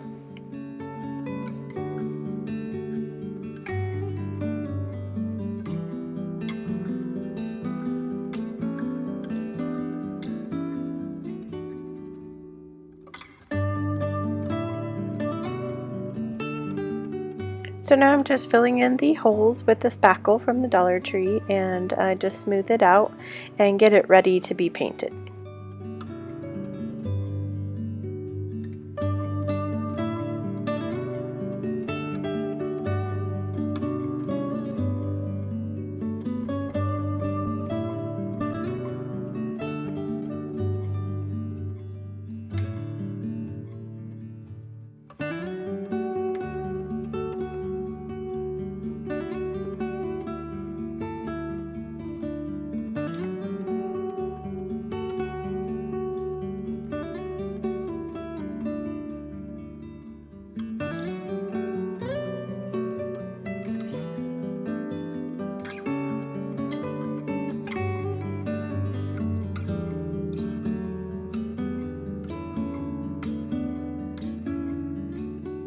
So we're ready to paint, and I'm just using the orange chalk paint from Waverly. And once I start painting the sign, I realized I probably should have sanded it down a little bit inside there, because it ends up taking me about 3 coats of paint to cover the words and stuff that were on the inside of the sign.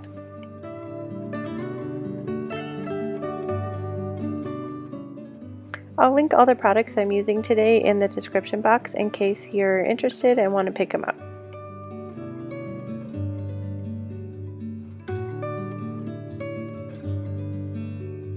So I'm ready to stencil, and the stencil I'm using today is a folk art stencil that comes in a big pack at Walmart. It's the holiday pack, I believe, and so I'm just going over it with my Dollar Tree stencil brush and the Ink by Waverly chalk paint.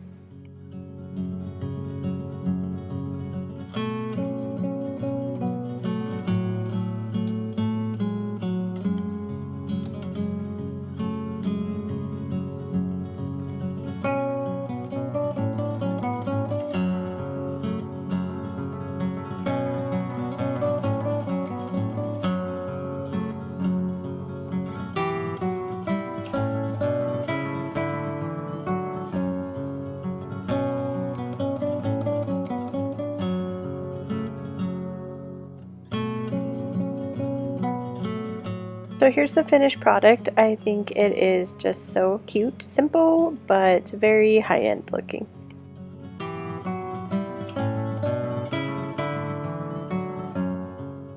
So for project number 2, I also picked up this little sign at a thrift store for $2, and I'm just going to cover the entire thing with white Waverly chalk paint. So this project is a $5 Goodwill Challenge project, and I just wanted to note that all the rest of the things that I was using today on these projects I already had at home, so this really literally did just cost me $5.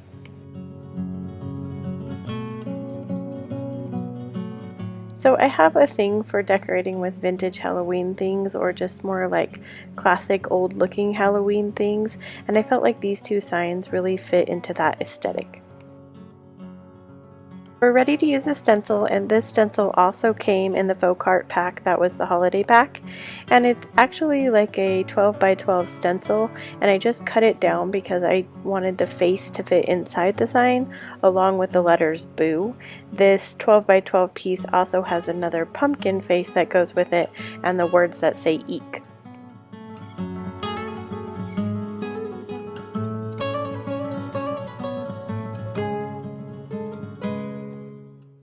So I'm going to take my sanding block that I got at the Dollar Tree, and I'm just going to go over this entire sign with the sanding block.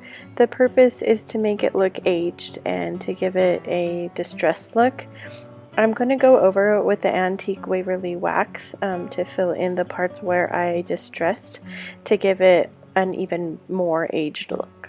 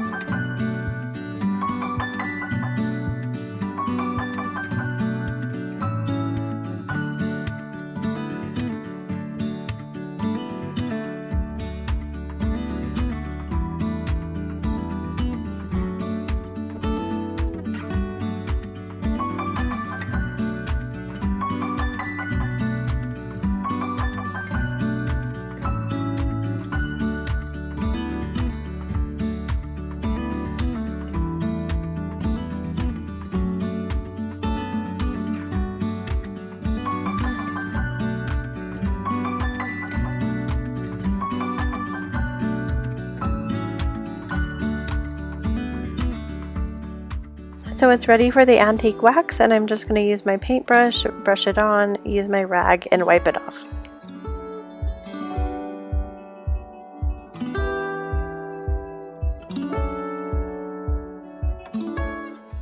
So here's our finished project, and I just think he's adorable. He definitely has a vintage looking face, and with the antiquing, he just turns out so incredibly cute.